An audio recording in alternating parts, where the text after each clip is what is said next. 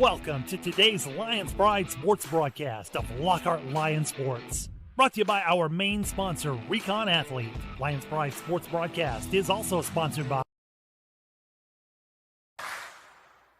the golden age of recruiting is now.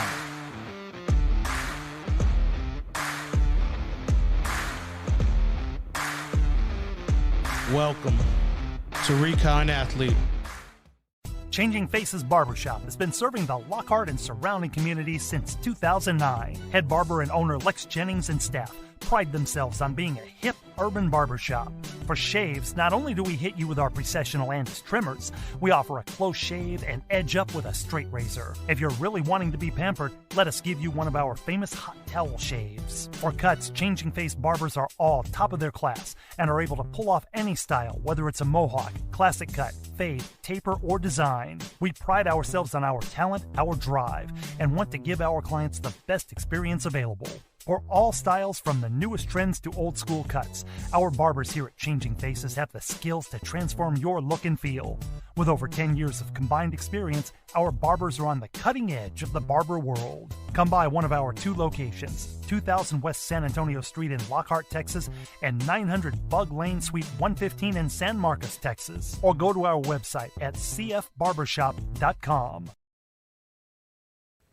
And we are live here tonight for the final game of the season for the Lockhart Lions, a regular season game.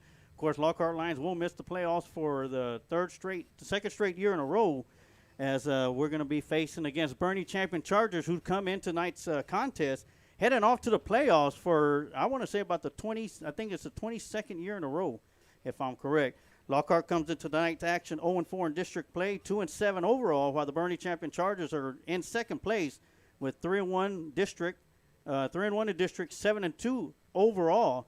And welcome everybody to the Lions Pride Sports broadcast. This is your Recon Athlete pregame show. I want to thank everybody for tuning in for tonight's contest.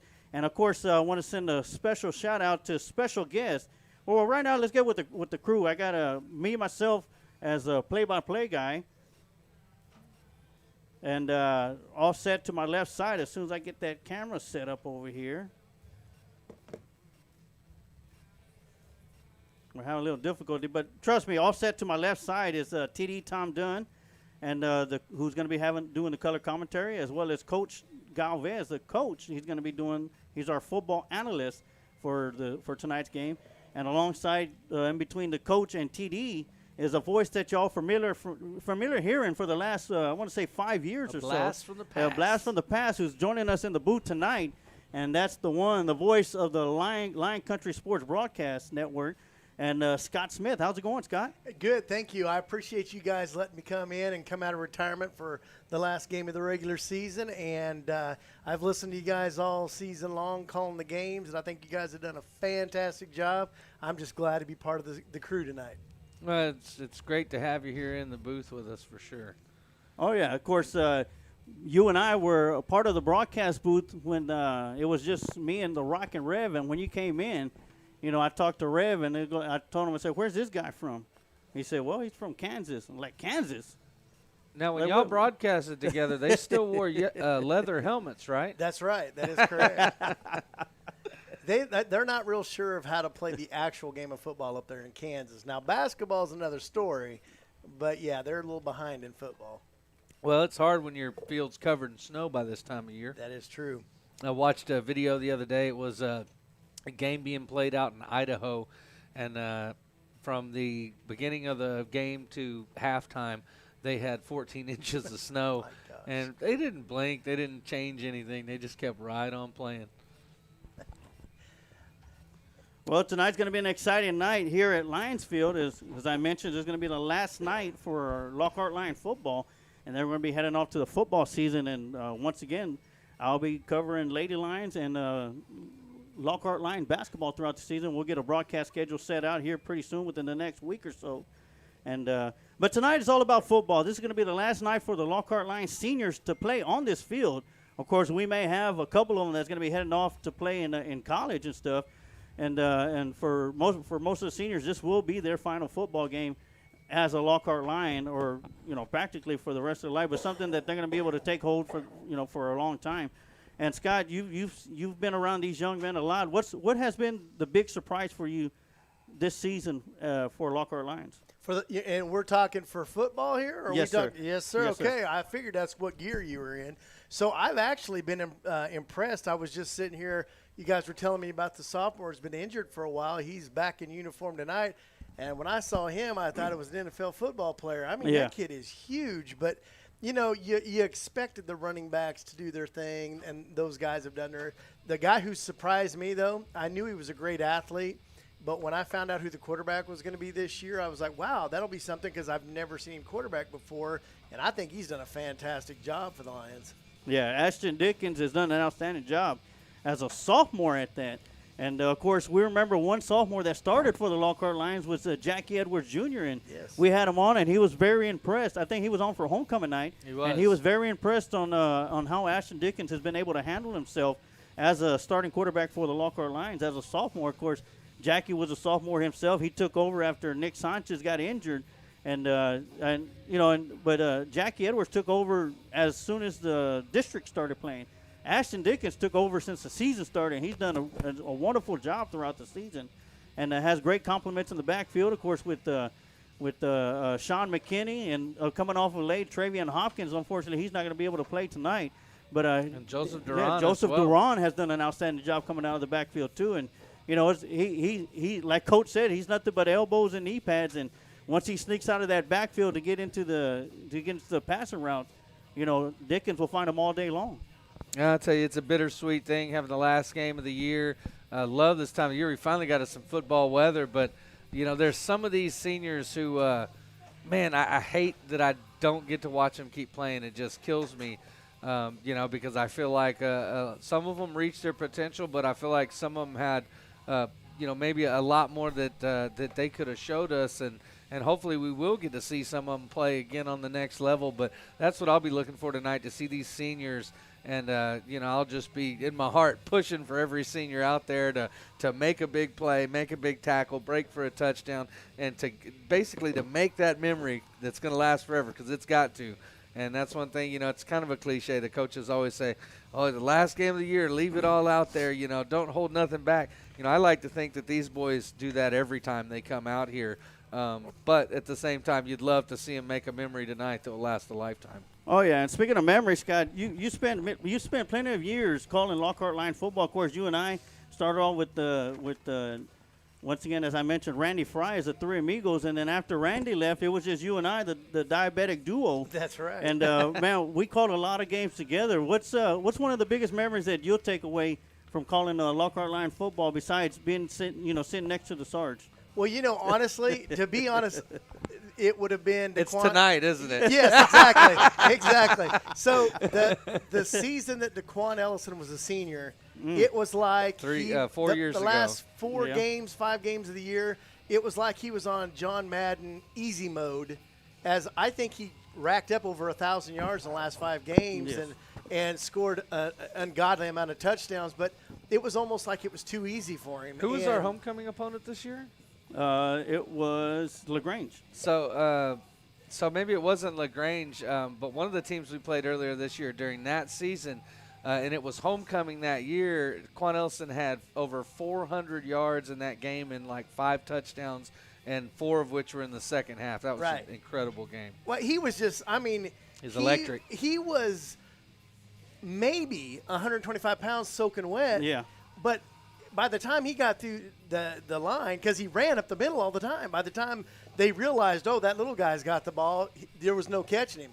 And his brother was the same way. I'd never seen a kid that short jump over 6-foot-tall linebackers and get in the end zone. I mean, he hurdled them. Yeah. And just those two guys, I will never forget watching and calling their games because they were so dynamic as athletes. And that was my highlight. The other highlight was, and I'm not kidding, when I got to, meet up with Chuck and, Randy and, of course, Emilio. And, that was my christening into the announcing game because I'd never done it before.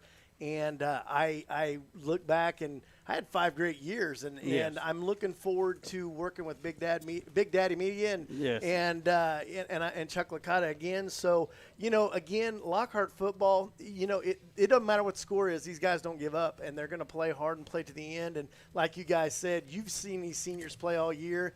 And hopefully they'll come out with a great, great memory to put in their feather on the cap. And before we get to the Big Daddy Media, one of the biggest games that I really enjoyed calling with you, Scott, was when Lockhart played Kerrville. And that pretty much started it all for Daquan Ellison in his in the last 4-game stretch. And that game right there, it was a shootout in that first quarter. That and was the game. That was the game he went over 400 yards. My goodness, the first play of the game for Lockhart was a touchdown. And that was his first touch. And the second time he touched the ball, he ran it even further for a touchdown. Yep. So that game right there holds a lot of memories. But, one of the biggest ones is when I was able to come back after my daughter had passed and to be able to come back and sit here in the booth with y'all and go through that whole season, the way y'all supported me throughout that whole season. That whole season was just, it was a blessing to me. So thank you for all that. And, now you're going on. You're going to be calling games for Concordia University. So, that was what we were supposed to do. So, Concordia University last year hired Chuck and I he's already did baseball for years. But he and I were going to do basketball, men's and women's, and the reason for it was nobody could come to the gym. And so it was weird.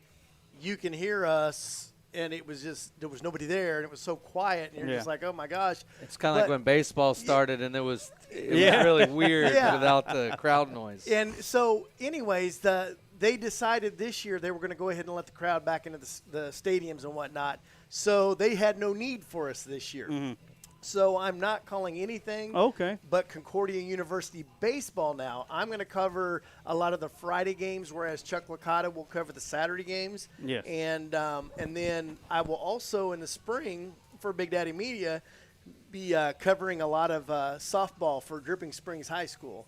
So that's one of the schools that is already jumped on board with Chuck Licata. Right. So, anyways, that's what I'm going to be doing this spring. It's been it's been weird not doing anything for half a year. And like I said, when you asked me to come in here, I was like, yeah, I'm going to jump all over this because it's been forever. And so, anyways, getting to work with Chuck Licata, Big Daddy, and speaking of Rock and Rev, he's our QA for the company. Oh, okay. So all we're lacking is you, but you guys are doing so good here that you're probably never going to join us. But the fact is, we could have all 4 guys back together at some point, Get the old band back together and go on the road. And the sad thing about it is, geriatric kind of thing, it's all of us. And I think Chuck and Randy might be a little bit older than me, but then I'm a close second. And you were the baby. Yeah, you were the baby. But anyways, my 5 years of being with you and everything, that was fantastic. I enjoyed every minute of it. And, heck, I still have pictures on our phone of you and I at the games. And, heck, the time we all went down with my son in the new Mustang. Oh, And, he still talks about stuff like that. So a lot of great things happened working with you. I love what you said about basketball. You know what basketball sounded like during COVID? It was yeah. You just hear a bunch of tennis shoes squeaking on the court and the announcer speaking. I remember when they came back with baseball after COVID, and they had all the cutouts. Now, they added crowd noise after like a few weeks, but I watched the first few games with no crowd noise, and it was so weird because you could hear the guys talking in the dugouts and just – almost eerie, right? It's just almost an eerie feeling. I think being able to hear the guys in the dugout is why they brought the crowd music because them coaches could get very well, and you could hear that Astros trash can so well. Dum, dum. Fastball. Now, to break off a little bit off of football, how about the Braves? Oh, wow. Man, they barely made it into the playoffs, not given a second chance, not even given a thought of being, going to the World Series, and then going to the World Series and taking on the trash cans. The Astros, and being able to beat them at their own stadium. So that's why I find it so hard to watch baseball through the whole season because you can lose 70 games and be the champion, and it's just so different than. I guess NBA is kind of the same, but. So different and so far away than football where each game just has so much weight, to the game. You only play 10 a year, so every one of them matters, and you've got to get as many wins as you can, whereas baseball, I mean, shoot, you could have your starters take 2 months off and still make it to the World Series. Yeah, that's kind of crazy right there. But we were right around, I want to say about 24 minutes away from kickoff here at Lions Stadium. And, of course, myself and Milo Sarge Juarez doing the play-by-play, color commentary with TD Tom Dunn, football analyst Coach Amado Galvez, and our special guest tonight here in the broadcast booth, the former voice of Lockhart Lions Sports for the Lion Country Broadcast Network, Scott Smith. And, of course, back at home doing the QA for us is Kent Riddle, who's done a great job for us this year in QA. And big supporter of Lockhart Lion fans and of the Lions Pride Sports broadcast. So big shout-out to you, Kent. And hopefully these Lockhart Lions will be able to put up some points on the board, which is pretty easy for them this year. They've been able to put up points in bunches. Only problem is the defense has been giving up more points than them all defensively than what the offense has been able to put up. So, tonight, TD, what's one of the big keys that you could see from this Lockhart Lions that they're going to need to do against Boerne Champion, who's going into the playoffs and will more than likely play their starters till about halftime? Well, the one thing that I could see that we could do to improve our chances against this Boerne Champion team would probably be cheat. I'd tape some magazines around my arms, maybe around my legs, try to hold anytime you can and just really claw and scratch, because I tell you, this Boerne Champion team is a tough team. They've been playing tough all year. I fully expect to see the Lockhart Lions score points. Heck, I want to see them open up with a touchdown, but I can't tell you they got their work cut out for them. But just like you said, if we want to have a chance in this game, it's got to be defense. Our offense, we know we're going to score some points, no problem. It's going to be how can we hold Boerne Champion and how long can we hold Boerne Champion. Now, we've had games here in this stadium 2 years ago. We held Boerne Champion to 7 points for 3 quarters. And that game was really close, and as it got further and further along, you said, looks like trouble. We could do this. But then, of course, Boerne pulled away, scoring 3 touchdowns in the fourth quarter of that game. But that was a very similar year as far as matchup, where we stood and where they stood, and we hung with them. We stayed with them to the fourth quarter of the game. So that's what I would look to do tonight, is just keep it close late into the night and then see what happens as we come down to the end. I think that's going to be the best shot for the Lions tonight. And as he got his headset on there, let's welcome in our football analyst, the coach, Amado Galvez. And we're going to take it right now into the Kent Riddle Properties Keys to Victory with the coach. And, Coach, what is Lockhart going to have to do to come out with a victory offensively and then defensively? Thank you, Sarge. Is looking forward to tonight's game. Man, it seems like we just started. We were in Bastrop just a few weeks ago for the first scrimmage. Man, this football season just flew by, and what a great night for the seniors to go out with. They have a chance to upset a very good football team in Boerne Champion. Pulling for the seniors, they did a great job. Some of these kids have been playing since CPO in 7th grade, and this is their final game. So hopefully they go out with a good win. But Boerne Champion's good. I've never seen Boerne Champion play in person. I was watching them on film, and they're a very good football team. Their quarterback is the real deal. They've only lost 2 games, and that was to Ocampo, who has an outstanding running back. An incredible running back. Yeah, they lost. He's rushing for 400 and 500 yards a game. He's the real deal. Yeah. And they lost to Alamo Heights in a close game. So these guys are for real. They're a very good football team. What Lockhart has to do, and I don't know if anybody listened to the broadcast last week for the Alamo Heights against Lockhart. The Alamo Heights commentators were very impressed with the Lockhart offense. He said they would hate to play Lockhart every week, with our quarterback and our junior running back and McKinney.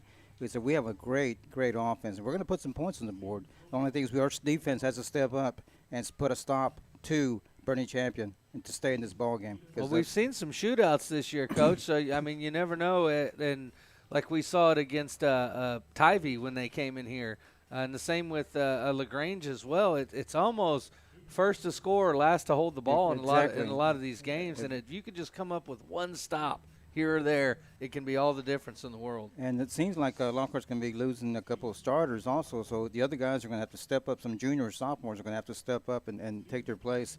And hopefully the seniors that are on defense will have a good year. I mean, this is it for them. The big number 99 or nose guard. Clayne Foster. Yes, hopefully he has a great game today. I mean, he needs to. Yeah, looking for a lot of guys to have good games. The seniors that we got on this team are going to be number 1, Tay Andrews at wide receiver. We all know him. We got number 16, Ashton Hernandez, back there in the secondary. He's got a couple picks this year. We've got Zach Hill, number 20, defensive back. Joseph Duran, you know him, number 21, the big running back who's all knees and shoulder pads. We've got Jaisel Batras. He's back there in the defensive backfield. Tristan Amos, you'll see him at linebacker. Then we've got Cesar Lopez and Riley Owen. They're holding it down on the line. They're accompanied by Diego Sosa there, number 66, a senior. And then you've got the big guys, and I mean the big guys. Kareem Zuniga-Zaragoza, the A-Train, Andrew Lacomia. You've got Jacob Mireles, Caden Altier Burdette. I mean, we got some big seniors. Number 99, Clayton Foster. I mean, really, our biggest guys on our team are all our seniors. So I really do look for all those guys to do a great job tonight. I'd love to hear, Scott, what are you looking for tonight as far as what can Lockhart do to somehow upset Boerne Champion? Well, I think you hit it on the head. It's these big guys. They're going to have to step it up because they're going to be facing guys their size and maybe even bigger. So they're really going to have to step it up and have the games of their lives on their senior night.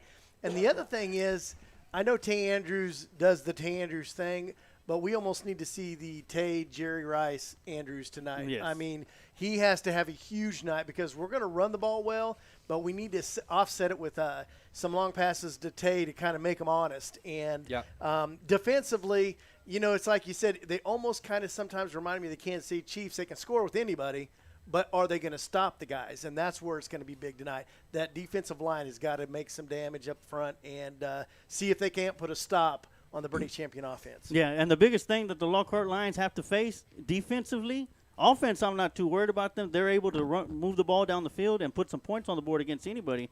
But the thing that gets me on defensively is tackling.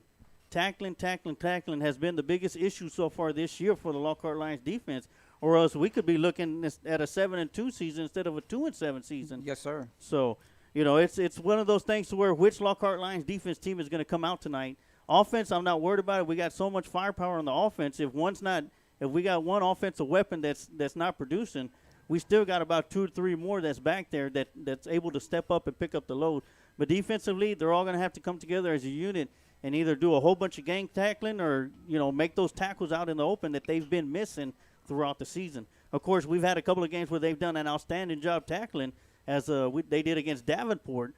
But we need to see more of the solid tackling from the Lockhart Lions defense if they're going to want to have an opportunity to upset Boerne Champion tonight. And they have the opportunity because they got the weapons offensively. Defensively, they have to stop. They have to make the tackles, and they have to stop the Boerne Champion's offense. And Lockhart Lions offense has to take advantage of each and every single one of those stops. Well, and I tell you, on the Boerne Champion side of the football, they've got a quarterback. His name is Carson Kaiser. And he can definitely make some stuff happen with the football. And, they're actually deep at quarterback. They've got 4 quarterbacks on the roster. One of them is a freshman who's played a little bit when they've got up big. And I haven't got to see him play, but I had someone tell me the other day, Boerne Champion's got a freshman that plays quarterback, and he's really good. So who knows whether or not we'll be able to see him tonight. But I definitely know that Kaiser can throw the ball. He can also run it when he needs to. So we'll be keeping an eye out for them tonight. As we get into the game, we'll feed you some numbers for the Boerne Champion. And hopefully, TD, we won't see him again with realignment coming out in February. Hopefully, they'll go their way and we'll go our way. Yeah, well, and Kaiser is a senior. He's 6'3", he's 210 pounds, so he's got size. He's kind of your prototypical quarterback build. He was picked the MVP of the district in Texas football, Dave Campbell's Texas football. Well, he's going to have some competition with the quarterback from Floresville. I'm pretty sure of that. Yeah. But right now, I do want to give a big shout-out to Texas Sports Productions. Last week, Lions Pride Sports Broadcast was unable to make the trip to Alamo Heights due to the death of my father-in-law that week.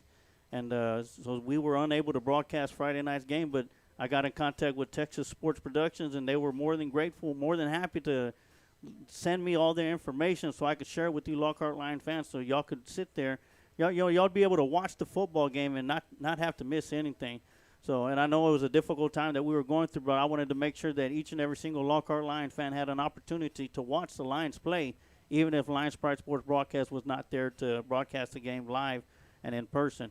But, big shout-out to them. They were able to dedicate their broadcast to my father-in-law, and they had some very nice things to say about, my family, the Lockhart community, the Lockhart Lions football team, the fans, and everything. So big shout out to them. And it's great to see that when broadcasting family gets together and able to help each other out that way. So is Scott Scott Smith up here. Of course, we were across sides last year and the year before.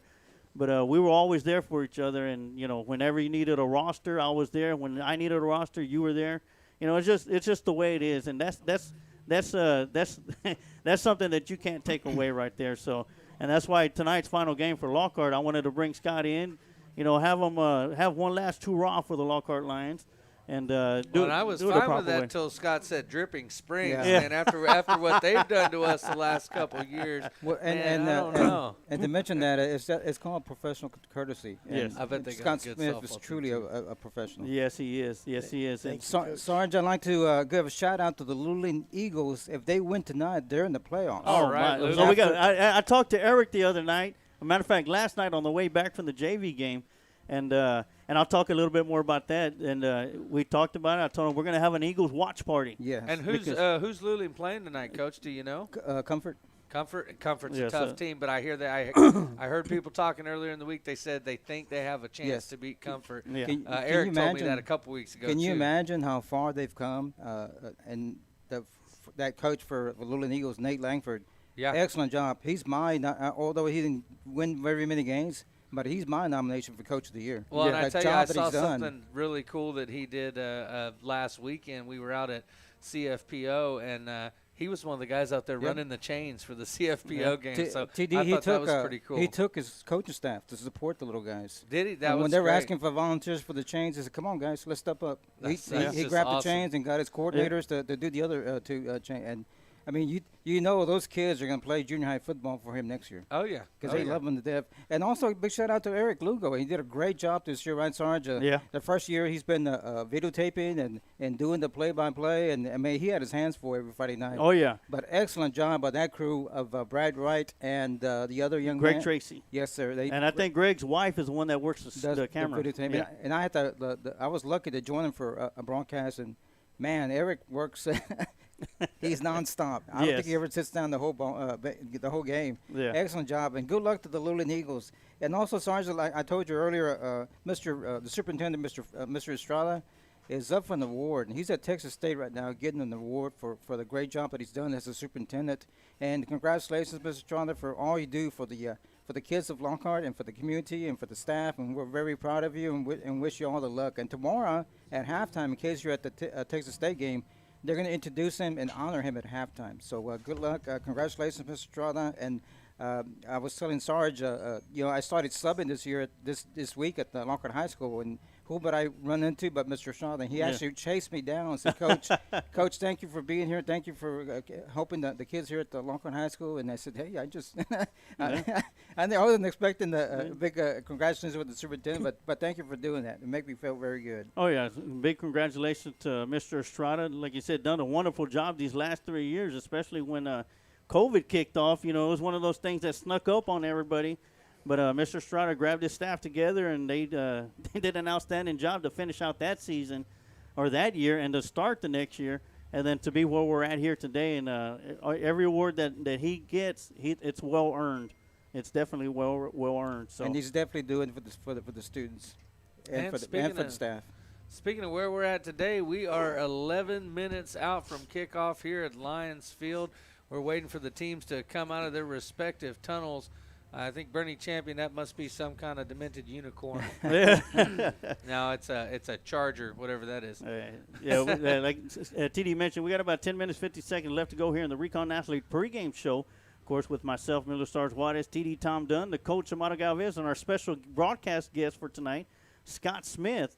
And it's great to be around all y'all guys here. It's it's a great night for football. It's nice and chilly out there. It's not too cold, not too windy, not too rainy, and not too Kerrville-Tivy as it was last year. But it's great football weather tonight here at Lions Field, and hopefully we're going to be treated to a very exciting football game, as the Lockhart Lions will not be advancing to the playoffs this year, but they got something to play for, and that is pride. And that's one thing that this team has had is pride, which leads me into the junior varsity squad, because last night they lost to Bernie Champion 50-0 And as they were walking off the field, all the fans that went to go watch them play were right there. And I led the way to give them high fives and thanking them for completing the season. And each one of those Lions, and of course we got a couple of Lionesses on the team. They walked off the field with their heads up high, showing a bit of accomplishment because they were able to finish out the season regardless of how the season went on with them. So it was great. And I'd like to follow that up with the freshmen. Sarge, the freshmen did not win a football game, but they showed tremendous improvement the whole year. And they fought to the bitter end against Boerne Champion. I think the final was 26-0. Well, and before we move on to our national anthem, which is in here in just a second, I want to also recognize the 7th grade boys football team who finished the season undefeated. I had the pleasure a few weeks ago of watching them play in Bastrop, where they were playing my nephew's team, where he's a starting middle linebacker for Bastrop, and that's a talented group, and I'll be looking forward to seeing them come up in the future. And to follow that up, TD, 8th grade, 2nd place. They only lost one game the whole year. Excellent job, 8th graders. And those kids are going to be freshmen next year, so we'll have good things to look forward to. Congratulations, guys. As we got a couple of the team Boerne Champions coming out to their tunnel right now, if that is a tunnel. Sarge, real quick, shout out to Rodney Rodriguez, one of our biggest supporters and the listeners. Thank you, Rodney, for the 104.9 The Horn, for listening to us all the time. And also to the birthday boy, Paul Rodriguez. Hey, recon happy birthday, athlete, yes. Paul. And, of course, I know, Scott Smith, you got a shout-out you'd like to give out. Well, we got Callie Krenz, the goddess of all sports, playing in the semifinals there for Concordia University women's soccer. Hopefully her mom will give me some updates. They start at 8 o'clock, and they're out in Abilene. And so hopefully we'll have some good news. Maybe Krenz will get another goal. And what other district games do we have going tonight in our district, Sarge? Well, we got a couple of more district games going on in 15-5A. Of course, we got here at Lionsfield, Lockhart Lions versus Boerne Champion. And also at Kerrville, it'll be the Alamo Heights Mules, the number 9 ranked team in the state, taking on the Tivy Antlers. And at Eschenberg Field, it is Medina Valley versus Floresville Tigers. Of course, the number 3 and number 4 spot has not been solidified for the playoffs. So a lot of huge implications going on right now because Tivy needs to beat Alamo Heights to get into the playoffs. Floresville needs to win, or Tivy needs to win, or a Tivy win, and they'll be in. If Medina Valley wins, Tivy loses, then I think Medina Valley is in with Floresville. So Who's on first? Alamo Heights. No. Who's on first? What's on second? I don't see Kerrville Ivy beating Alamo Heights. I'm sorry.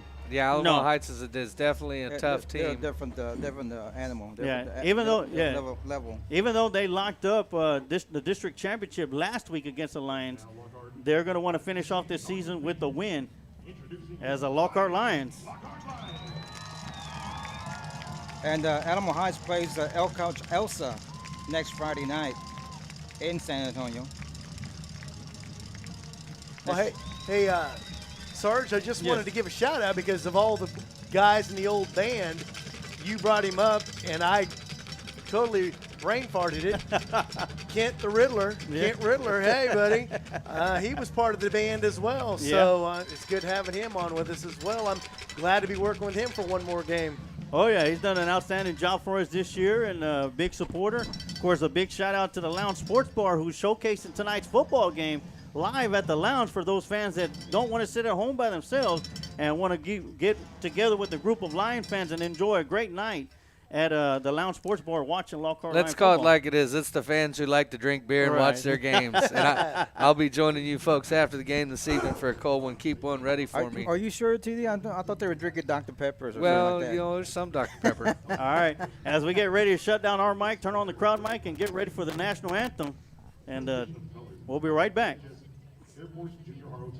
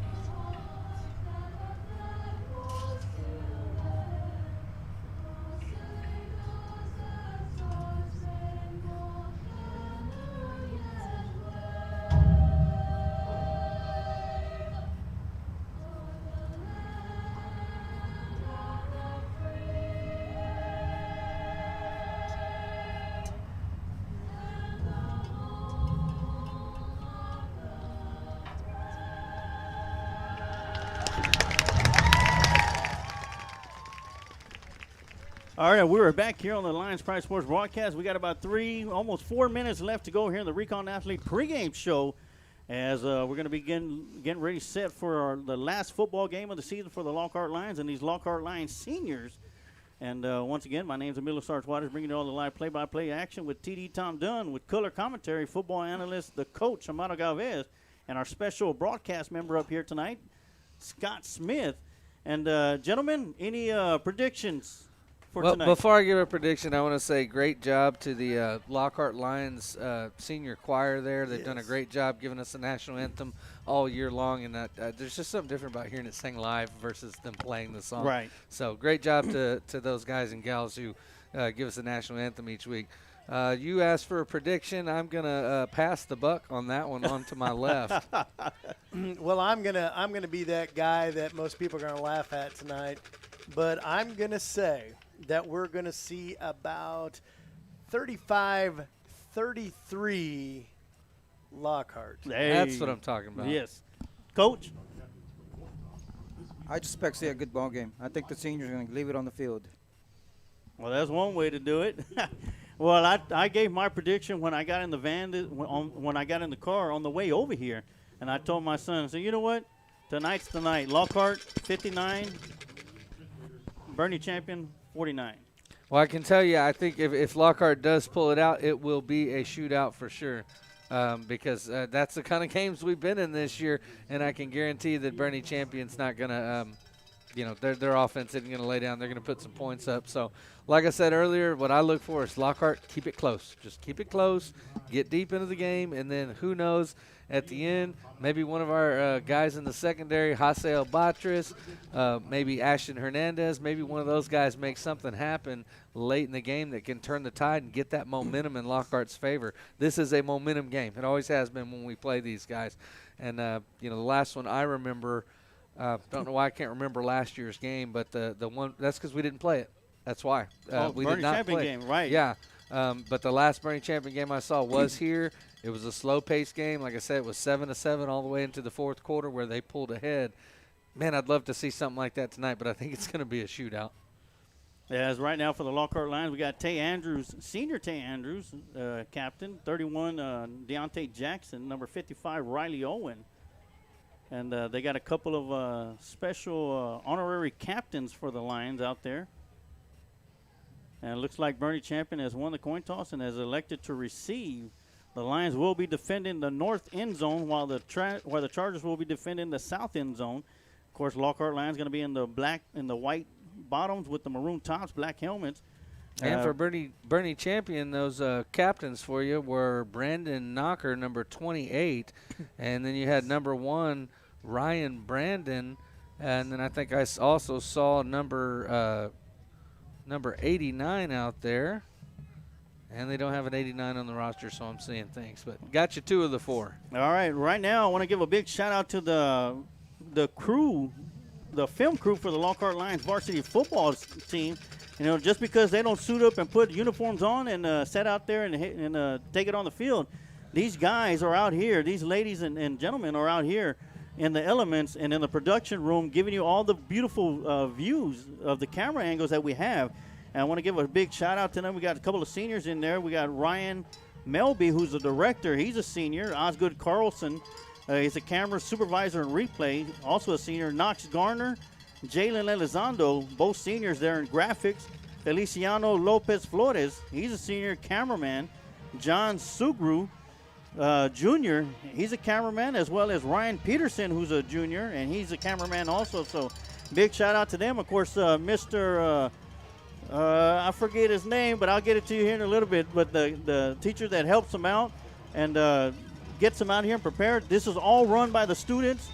Only teacher gets involved when there's a question, but the seniors, the Lockhart Lions students are the ones that bring you the live video as we get set for the kickoff, as Omar Ocampo will go with an onside kick, and it's going to be picked up by the Chargers, number 20, where the Chargers are going to have the ball first down and 10 at the 50-yard line to start this game off. And while tonight's the last game of the season and last game for many of the seniors, some of them will go on, to play at other places. We want to wish all the seniors the best of luck tonight. And as we said in the pregame show, I look for some of these seniors to make a memory tonight that'll last a lifetime. We've got some players back tonight that have been missing, and we got a few players out tonight. So we'll see how those positions are filled as we get into the game as Lockhart starts out on defense. All right, snap goes in. It's going to be a pitch out to the running back going around the right side. Finds some good blocking on the edge, and he'll pick up the first down on a 19-yard run. And real quick, I do want to give a shout-out to the Boerne Charger fans that are the Boerne Champion Chargers that are listening in tonight's broadcast. Want to give them a big shout-out. They were very hospitable last night when I went to their stadium for the junior varsity game, so big shout-out to them. Quick pass out here to the near side to number 5. Breaks through an arm tackler, and he'll pick up the first down after a 13-yard pass and catch and run. And that was Deontay Jackson on the tackle for the Lions.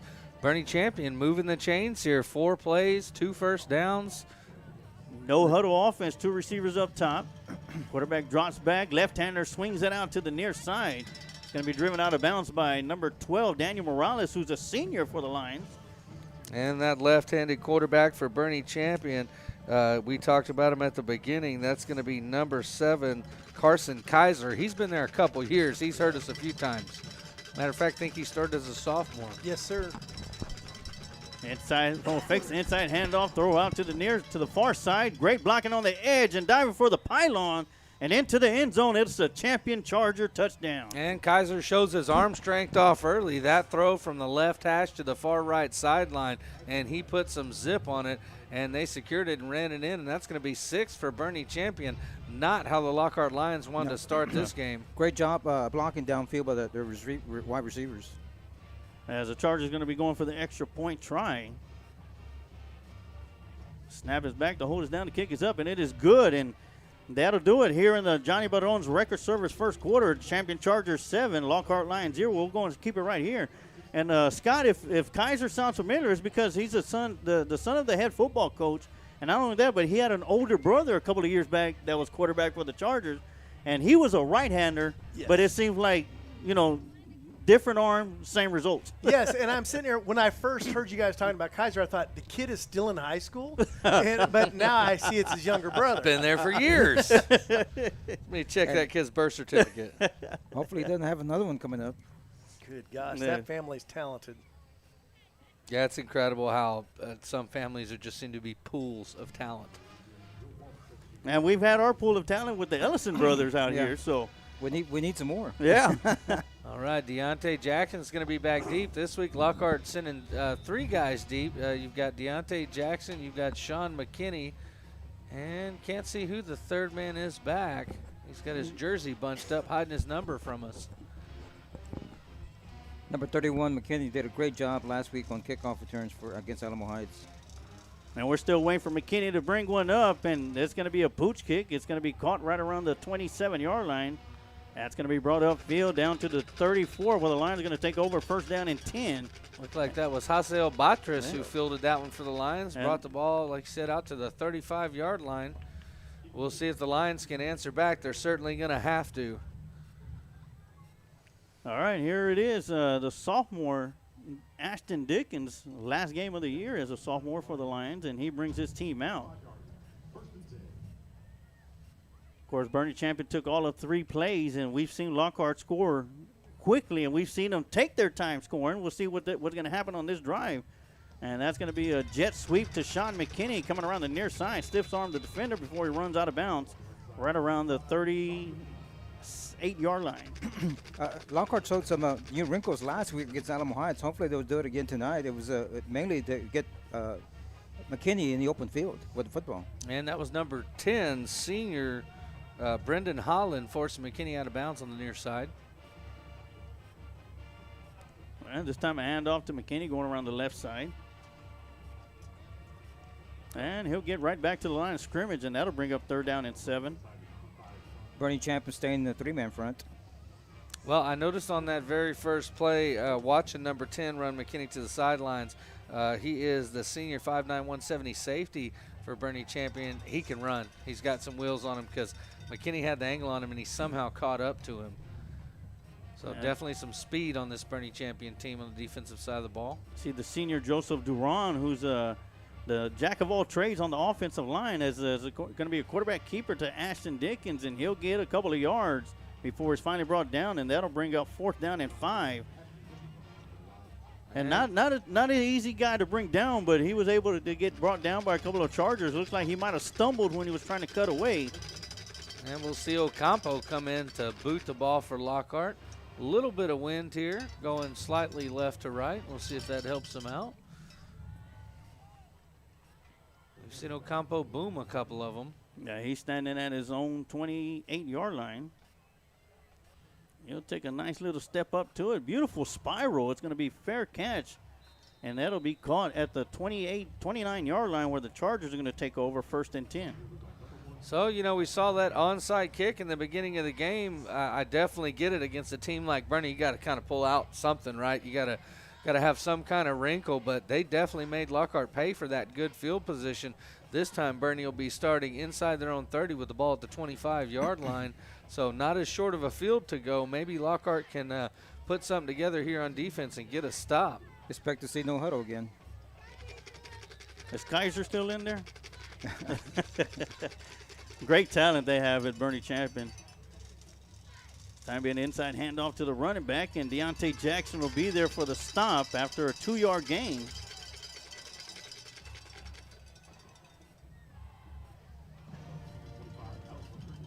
And like you said earlier, Sarge, our district goes south real quick the first round of the playoffs. Yes. And looking over the far side, got a receiver wide open and too much of an arm from Kaiser. Now Kaiser's got a cannon. He threw that ball pretty much flat-footed and just boomed it out there. And the receiver, that's definitely a blown coverage there because it wasn't like someone got beat. They just got left behind or completely missed him. He expected safety help. And the safety was not there as he had come up in coverage. It's going to be 3rd down and 8. First 3rd down for Boerne Champion. Just after they had their first 2nd down. This one's going to be a throw over the middle. Receiver's wide open to make the catch. Going to be chased down and brought down by Ashton Hernandez as they get into Lion territory all the way down to the 35-yard line. And that's senior number 25, Alex Rodriguez for the Chargers with the long pass, bringing them down into Lockhart territory. They're going to go with the hurry-up offense. Yeah. They're ready to snap it. They're waiting on the chains. Yeah, he just came out of the backfield on a wheel route and was wide open up the middle. Quick throw out here to number 5 on the near side, and Deontay Jackson right there to make the stop. Or not Deontay, is Ashton Hernandez. Is he now? Can we call him Pretty Boy Hernandez like we did his brother? I think we can. Yeah, because those two kids can play some football. Yeah, they sure can. Ashton Hernandez has a nose for the ball, Yeah. that's for sure. That's going to bring up 2nd down and 9. And we're going to have a false start on Boerne Champion, so that's going to move them back 5 yards. And Aston is a senior for Lockhart.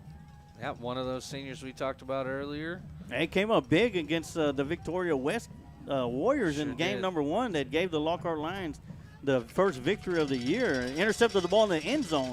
Of course, Ashton Dickens took the Lions down the field and ended up scoring the game-winning touchdown. Quick throw out to the right side, in and out of the hands of number 1. A little bit too hot from Kaiser.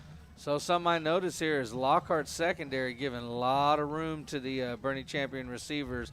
They've already seen them get past them, so they've backed them up a little bit so they can't burn them. Looks like they'll probably start playing some bump and run here. Yeah, 3rd down and 14 for the Chargers. Kaiser dropping back, throwing the ball deep down the near sideline, and incomplete. Great coverage by Deontay Jackson out there. And that ball was intended for, that's going to be number 2, Hudson Simmons, and Jackson was running with him every step of the way. Excuse me, rather, that is number 5, Cannon Brooks. He's a junior, 5'9", 160. And the Chargers will be going for it. That receiver number 1, he was there when I last called a game against him. He's really good. Showed some great speed out there.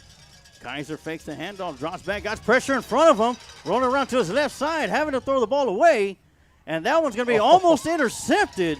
And that's a dangerous throw against this Lockhart Lions secondary. If it wasn't for each other, one of them would have had it. So that's going to bring up a 4th down, first 4th down of the game. Lockhart Lions defense gets a big stop. Yeah. So that was 4th down. That was 4th down. Chargers going to turn the ball over. And, Excellent. great thing that they didn't intercept it because the field position would have been bad for the Lions. Now they have great field position. Of course, It's Well, still you line assume territory. they wouldn't bring it back for a touchdown? Well, and one thing, we won the flip, and we deferred for the second half, so we'll get the ball. This is true. All right, Dickens' second time out here with his offense. Hey, you know what I like to say whenever the Lions win the coin toss, just can't do it. Haven't done it in 3 years. But Dickens comes out, gets the snap, rolls around to his left side, looking to throw out. Got a receiver in Jackson on the sideline, just threw it a little bit too far to the sideline. That'll bring up second down and 10. And he was double covered, and the pressure was coming. Yeah, great job by Dickens, looking at the pressure, not just the great coverage from the defense, but the pressure coming up in front of him and just going and throwing the ball out of bounds, get rid of it. Like to say, live to fight another day. Second and 10. Hands the ball off to McKinney. Goes around the left side, cuts it back upfield, and he'll pick up 4 yards, 4 tough yards, and that'll break it third down and 6. And a patented jump cut run from Sean McKinney. Got one of the prettiest jump cuts around. Lockhart Lions facing third down again. They're 0 for 1 so far on third downs. We'll see if they can even it up. And we are right around 7 minutes and 45 seconds left to go in the Johnny Baron's record service first quarter here on the Lions Pride Sports broadcast. Scores Chargers 7, Lions 0. Nobody in the backfield with Dickens. Man in motion coming across the line of scrimmage. Fakes the jet sweep gets a throw out there to Joseph Duran. Picks up the big first down as he crosses midfield to the 49-yard line in Charger territory. There's one of those Lockhart seniors making his presence felt in the last game of the year. Duran has done some great things when he's had the ball this year, but in my opinion, he hadn't had the ball enough. Yes. Shoulder pads and knee pads, right, Coach? Yes, Knees and shoulder pads. Yeah. Knees and shoulder pads. that's all you hit. Yeah, it looks like there's an official timeout as we have a player down on the field. And while we have a player down on the field, we're going to go and take a quick timeout, and you're watching Lockhart Lion football right here on the Lions Pride Sports broadcast. At Johnny and Barone's Wrecker Service, we've got your towing in Lockhart and surrounding areas covered. Founded in 1967 by Jesse Johnny Barone and Fidelia Barone, Johnny and Barone's Wrecker Service is a family-owned and operated business in Lockhart, Texas, and have been in the business for over 50 years now.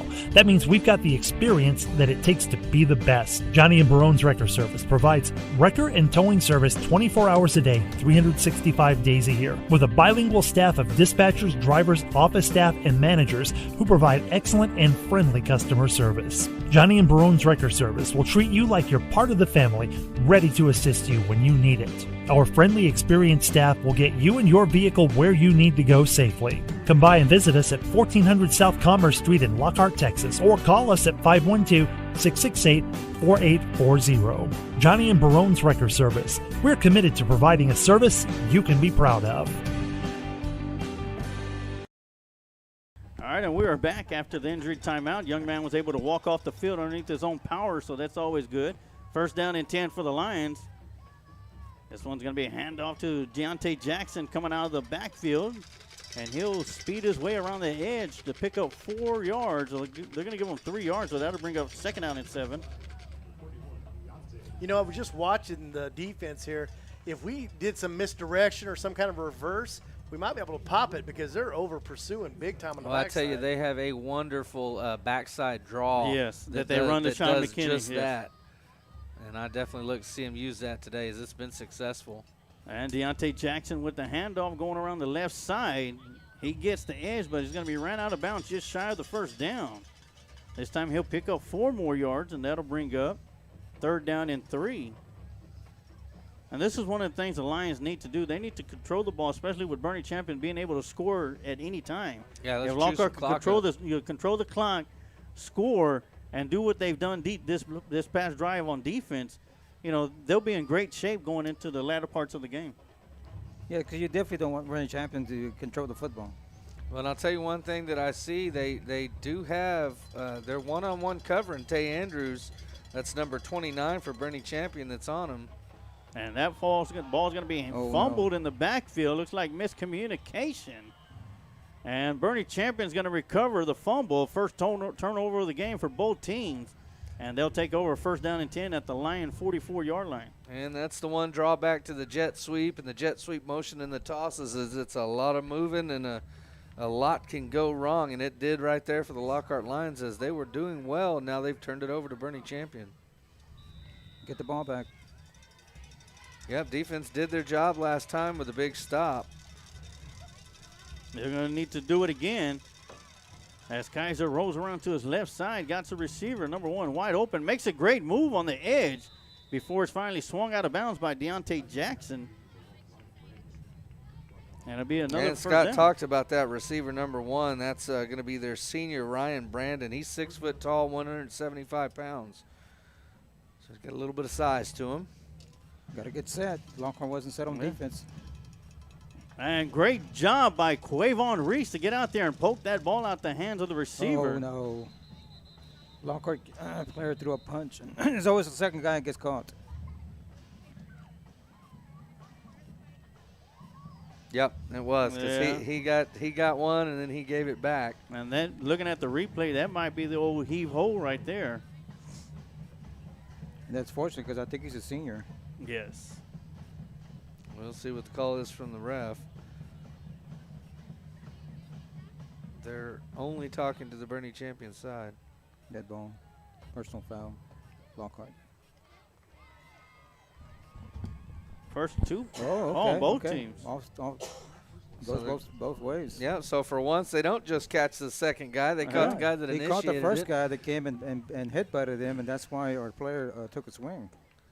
Well, and so, while it's not a great turn of events, at least neither of the players ejected from the game, and they'll be able to continue to play. But, yeah, timeout's a good call from whichever coach did call it. Didn't catch which side, but that's a good time to call that timeout and talk to your team so they calm it down. Oh, yeah, and while they take a timeout, we'll take a timeout, too, and we'll be right back with some more Lockhart Lion football right here on the Lions Pride Sports Broadcast.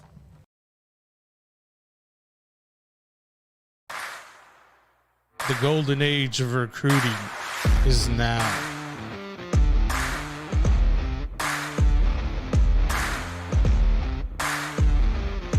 Welcome to Recon Athlete.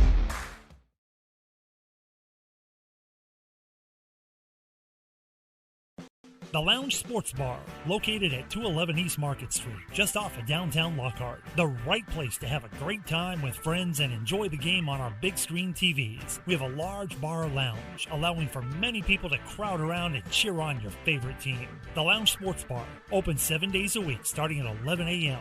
The best place in Lockhart to enjoy cold beverages and watch live sports. So make the Lounge Sports Bar your favorite destination for sports and drinks. And we're back live here at Lockhart Lions Stadium. I want to wish a special good luck to all you hunters who will be heading out to the stands tomorrow morning for opening day of 2021 rifle season. If you get yourself a big deer, make sure you pick up the phone and call Jim Hughes at Westwood Wild Game. He can process it just about any way you want, folks, and I guarantee you, and this says a lot, in this county, he's got the best sausage in the county. So go see Jim Hughes out there on Westwood Road at Westwood Wild Game for all your processing needs, folks. And here we go, 2nd down and 10. Inside handoff to the running back, number 25, and he's going to be brought down by Tristan Amos, number 24 of the Lions. And great tackle by the Lions, being able to wrap him up. Great tackle by Amos, but the first tackle was a missed tackle, and Sarge, you did talk about that. But in pregame, is they have got to tackle solid. Can't be the second man that gets him. Yeah, 3rd and 5, and that's going to be in and out of the hands of the receiver, who would have picked up a first down. A little bit too high there. Yeah. It'd have been a tough first down as Quavon Reese was right there on the job, right there on his man, and it's 4th down and 5. That one had some mustard on it. Reminds me of Brett Favre. Left-handed Brett Favre. Brett Favre. Yeah.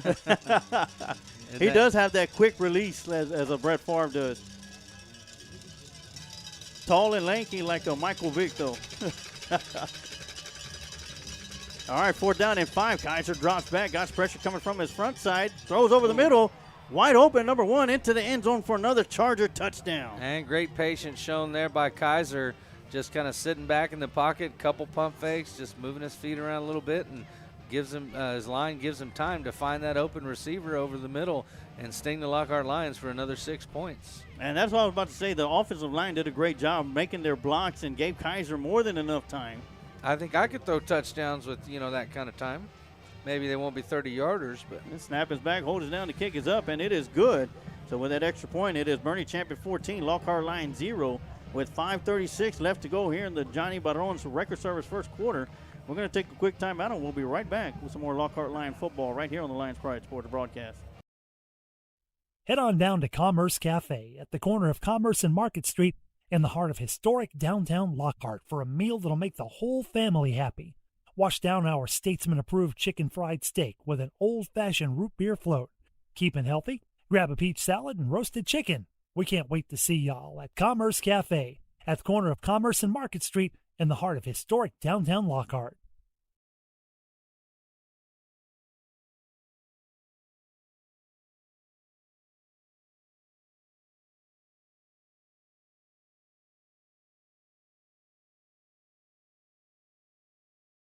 And we are back for the Johnny Bodon's first quarter. We got 5 minutes, 36 seconds after another Boerne Champion touchdown on 4th and 5. And the Champion Chargers up on the Lions 14-0 here early in the first quarter. We're midway through the first quarter. I'm Emilio Sarge Waters bringing all the live play-by-play. T.E. Tom Dillon with color commentary, the football analyst, the coach, Amado Galvez, and special guest broadcaster Scott Smith in the booth with us. As we get set, this one's going to be onside attempt. That's going to be in and out of the hands. Looks like Haseo Batres, but he's going to be able to scoop it up. And the Lions will have the ball first down and 10 at the 39-yard line in line territory. And great field position. Yeah. You notice they're trying not to kick to number 31. Why not just move him up to the front and give him a chance? Put him on the front line. Scott, I'm pretty sure you were like last year as we were. We were waiting for Deontay Jackson to break the big one, and we saw him do it as a freshman on the freshman squad. He returned 2 or 3, one for a punt and I think 2 kickoffs. And man, it's been like 2 years of the wait and it hadn't happened yet. He runs hard. He runs really hard. Well, once he gets up to full speed, it's hard to catch him. Yeah, Dickens drops back, throwing deep over the middle. Got Quavon Reese, and he's going to be well covered as the ball was overthrown. And just shows that great arm strength of Ashton Dickens. But it looks like Quavon might have broke off his route a little bit too soon. And that ball traveled over 50 yards in the air. He thought there was pressure coming also. They only still staying in the 3-man front and only rushing 3, so he had plenty of time to throw. It's the fuzz, boys. Yeah.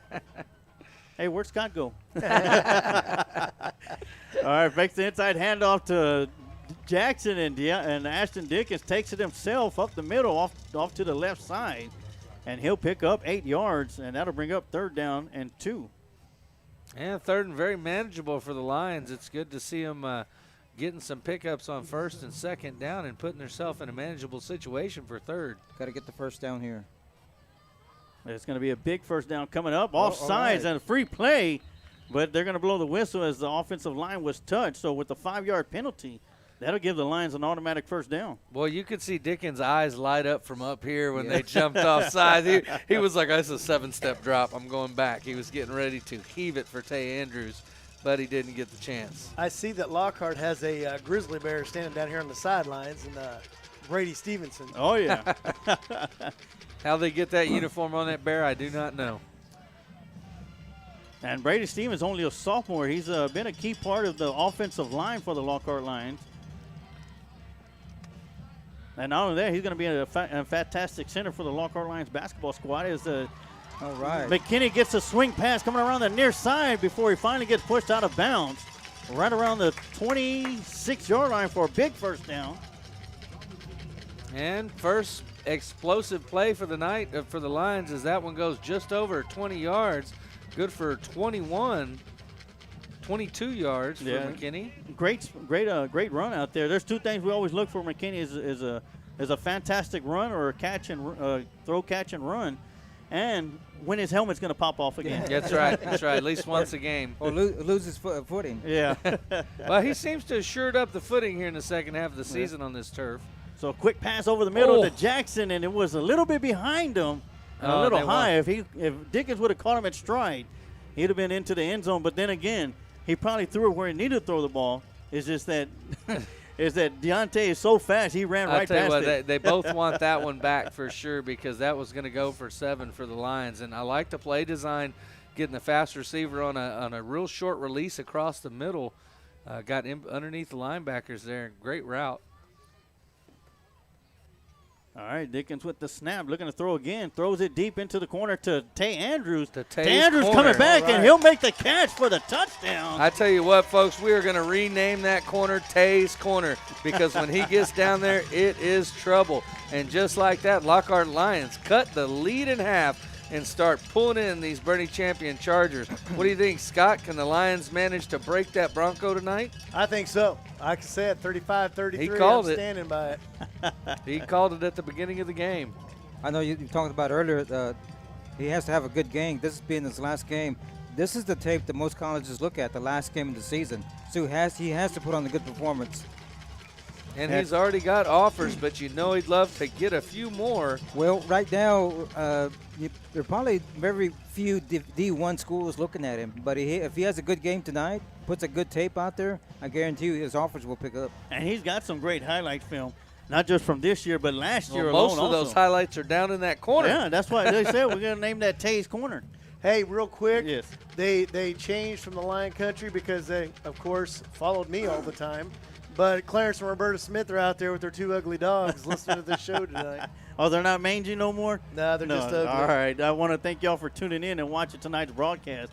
Of course, y'all were always one of the biggest fans when both Scott and I were there. And, of course, things did what they did. And, of course, they were big fans of the Lockhart Lions regardless of who was calling the game. So, But I love it how I used to always tune in, and we always had listeners tune in way up in Kansas, and I'm going, who's in Kansas? And then I just said, wait, I know who's in Kansas.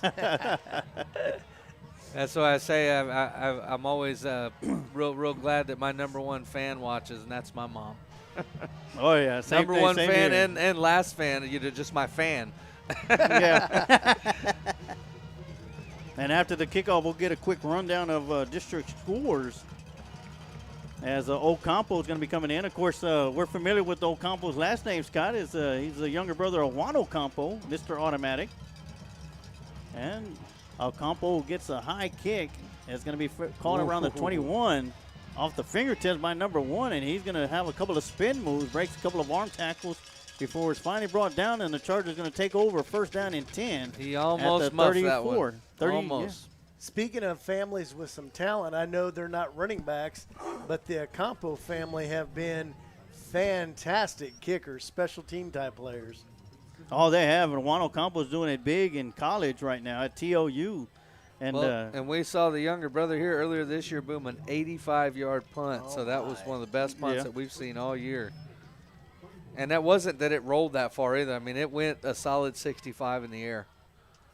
And Kaiser's going to pitch to the running back, number 25. And What he's a gonna, stiff arm. great stiff arm, breaking through a couple of arm tackles, and he's going to be brought down at the 46, 47-yard line, where to be another first down for the Chargers. Yeah, and I love Deontay Jackson to death, but he just got what you call posterized as he took a heavy stiff arm, ended up on his back as the running back advanced. We'll see if he comes back, gets some revenge after that. You can't let that stand, Deontay. No, sir. And it's going to be a first down and 10. Kaiser with the quarterback keeper this time. Goes up the middle, cuts it back to the outside, and he's going to be brought down and chased out of bounds by Haseo Batres and Quavon Reese. So he showed us what his arm can do, and now he shows us with his legs as he picks up 14 yards and a first down. Boerne Champion on the move here, up by 7 over Lockhart, 14-7. No with huddle. 3 minutes, 43 seconds left to go in the Johnny Barone's first quarter. No huddle. Get ready. Get set. We were not set No, either. we're not. But looky there. Great Throw right pressure. over the middle. Great pressure up front. I tell you what, that is number 45 for Lockhart. He's not listed on the roster, but whoever that kid is, he absolutely ran over their running back en route to the quarterback. That's number 49. That's 49. That is also not listed on the roster for Lockhart. If you know who number 49 is, let us know in the comments of the I'm broadcast. sure it's JV player that moved up. Yep, but I tell you what, making his presence known. And all along, also getting in there is And that one's going to be thrown over the middle, just underthrown. And that'll be incomplete. And I'm seeing something here. Lockhart's starting to put a little more pressure on Kaiser. He's starting to throw it a little quicker, and all of a sudden, accuracy's starting to suffer a bit. They showed good success, TD, when they line up on time. Because, you're going no huddle, so you have to be ready. You have to make your calls. So your calls have to be made before the ball is even snapped. Yep. And a big third down here for the Lions defense. 3rd and 10. Kaiser drops back, looking to throw over the middle. Got the receiver wide open. Oh, no. And it's going to be the running back coming out of the backfield into the end zone for a Charger touchdown. And that's the 3rd time that the Lions have lost the running back, number 25, over the middle. He comes out on a bit of a delay. That's Alex Rodriguez, the senior running back once again. He's been open a couple times. That's the first time they've hit him, and he scores for Boerne. And also they were blitzing a couple of linebackers there, TD also. Yeah, one of those perfect play calls against the area of the field that was vacated by the blitzers. Snap is a little high. It's down. Kick is up, and it is good. So with the extra point, it is Boerne champion 21, Lockhart Lions 7 with 3:19 left to go in the Johnny Boderone's record service first quarter. We're going to take a quick timeout, and we'll be right back with some more Lockhart Lion football right here on the Lions Pride Sports broadcast. Old Pal Texas Tavern, located on the square in downtown Lockhart at 100 East Market Street. From a variety of appetizers, fried chicken, burgers, and salads, Old Pal is the right place for your hunger. We're open 7 days a week, Sunday through Thursday, 11 a.m. to 10 p.m., and Fridays and Saturdays from 11 a.m. to 12 a.m. Our kitchen will be open late for Lockhart Lions Friday Night Lights home games. Old Pal Texas Tavern, cold drinks, fried chicken, and famous smash burgers are perfect for your after-game score. At Old Pals, we are proud supporters of the Lockhart Lions and the Lions Pride Sports broadcast.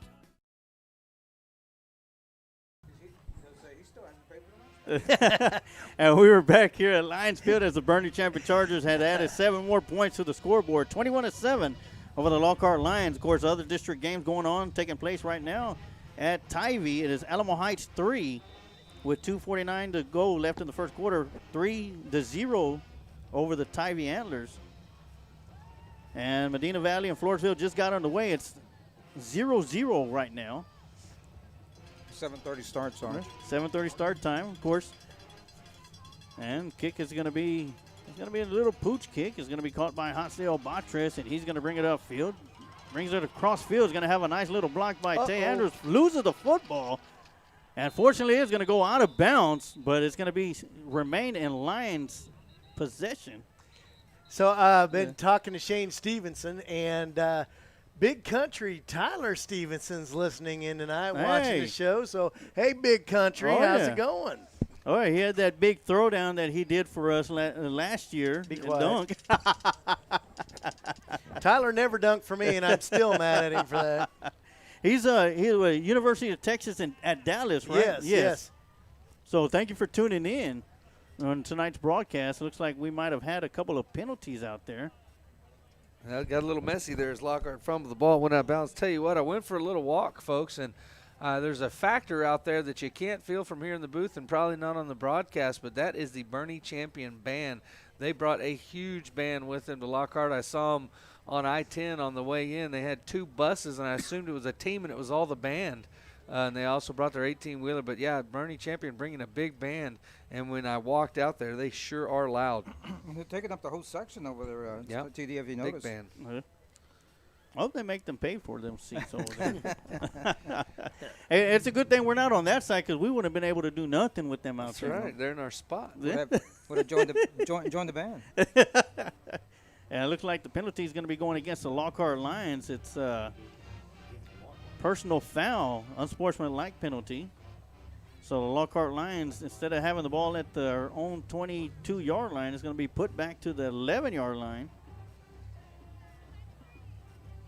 Well, didn't want to have field position at the 22, but it was a lot better than where they're at now. So it'll be first down and 10 for the Lions. Inside handoff to McKinney, and he'll break it open for a nice little 11-yard run, and that'll be a first down for the Lions. I got to say that I like the Lion better than the LL on the helmet. Yes, that's old school right there. And if you look at it a little closer, it's got like a little glare to it, so it's not like, it's the old school line with the new school flavor to it. This time it's going to be thrown over the middle, Deontay Jackson, and that's going to be incomplete. 2nd and 10 for the Lions.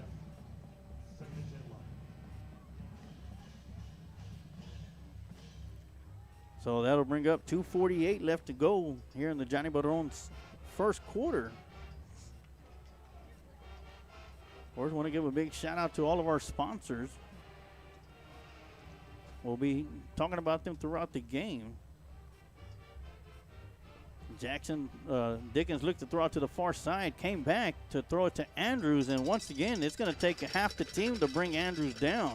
And he's been a tough one to bring down throughout the season.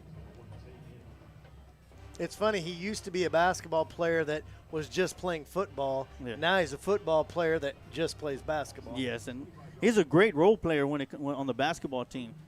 He sits there. He doesn't give you all the points, but he's there, and he puts that big body frame up there, and he'll make that block for Ja Gully, who's going to be pretty much the workhorse for the Lockhart Lions basketball team again this year. Of course, they broke the 28-year curse and made it to the playoffs last year. As McKinney gets the handoff going around the right-left side, gets upended. It's going to be short. And he'll be short about 2 yards. And that'll bring up 4th down and 2. I'll tell you what, TD, I don't think he's going to make first team all this as a running back. Talking about McKinney, I guarantee you he's going to get some votes for first team, though. Oh, for sure. And that's a tough district with a lot of really good running backs. Yeah. But the good thing about it, he's just a junior. He'll be back next year. Yeah, 4th and 2. Looks like Lions were trying to draw him off. Dickens goes back. There's going to be a quarterback keeper, and he will not make it to the line of scrimmage, and the Chargers come up huge on a turnover on downs. And a little bit of hesitation there. Just couldn't quite find anywhere to go with it. Yeah, there was nothing there. And the blockers weren't clearing out in front of him either, so no help for the young quarterback there as they turn the ball over on downs. And unfortunately, it's down in their end of the stadium, where Boerne Champion has made quick work of scoring down here a couple times. I look for Lockhart to kind of keep an eye on that running back coming out of the backfield, as that's burned him a couple times now. So we've seen this defense have some success here. It hasn't been just them getting run over. When they've put pressure on the quarterback, Kaiser, he's made some errant throws and more incompletions. When they give him time, he hurts them. It's going to be a jet sweep to number 1. He goes around the edge. Gets the sideline, and great blocking, and he's finally going to be knocked out of bounds by Quavon Reese. But now before he gets inside the red zone and picks up a big first down for the Chargers, it'll be first down and go from the 9.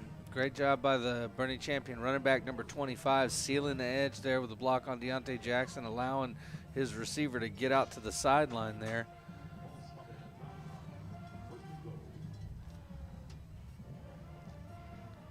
Slowest they've taken all night. Yeah. And maybe look kind of like a false start. Yeah, they called it. Have somebody down. And that's going to be a false start against Boerne Champion, so that'll back them up 5 yards. And it'll be 1st and goal, but the ball will be out around just short of the 15-yard line. I had flashbacks of Eddie Tukar when I saw 44 out there. Well, that'll make it a little bit harder for Boerne Champion to get into the end zone, or do you think it just gives them more room? Probably gives them some more room. And Kaiser's in the gun. He'll get the snap. He's going to fake the handoff and go the quick slant. Wow. And that's a catch by number 1 over the middle. Got a flag. Yeah, we do have a flag on the play. We'll see if that wasn't a face mask or if it was something else.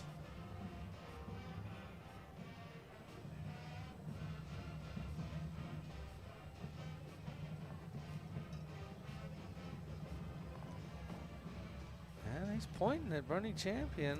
Let's see what the call's going to be. Personal foul, face mask on Lockhart. So that's going to be a face mask on Quavon Reese in the end zone. That'll be assessed on the kickoff. And so that's going to make it 27-7. Boerne Champion will have a 3-touchdown lead pending the extra point, which will not be kicked as the ball was bobbled. He's out of bounds. Oh, He gave it to him. And that's number 8, the freshman quarterback that I told you about earlier. He got his way into the game, and he did something as Bernie Champion scores 2 points on the not a muff field goal, but a fumbled snap. So the snap was bad. It did bounce to the freshman, but he was able to pick it up, get out on the edge, and find a receiver just inside the edge of the end zone. So while it was a 3-touchdown lead, call it 3 touchdowns and 1 more. So it's one of those things to where the bounce went right to him, like, hey, look at what I found. And that was that freshman we talked about, the freshman quarterback for Champion. So now the Chargers lead 29-7 with 1:06 left to go here in the Johnny Bodron's first quarter. And I tell you what, we've been a part of a lot of first quarters that have taken a very long time, and this is one of those. One of the longest, I'd say. You know, I tell you, that kid that we just saw, the freshman, you know, it's one thing to get on varsity as a freshman. That's not very easy. Another thing that's even harder is to get on varsity as a quarterback as a freshman. And then you got the factor of it's Bernie Champion. So, I mean, you know the kid's got to have some talent. He's a freshman quarterback on varsity at Bernie Champion. He's got something special in his pocket, I can tell you. Well, it looks like Lockhart was called for a personal foul penalty because the ball is in line territory at the 45-yard line. That was a face mask on the touchdown against Quavon Reese. And it was accidental, but it definitely moved. It was a penalty. And this one's going to be kicked as he's going to try and kick it right through the uprights, and that's going to be wide right. And that extra point attempt will be no good from the kickoff.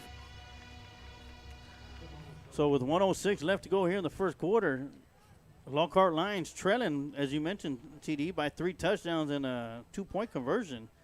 You know, Lions have shown some flashes offensively. Defensively, they've come up with a couple of stops, just that the offense was unable to take advantage of those stops.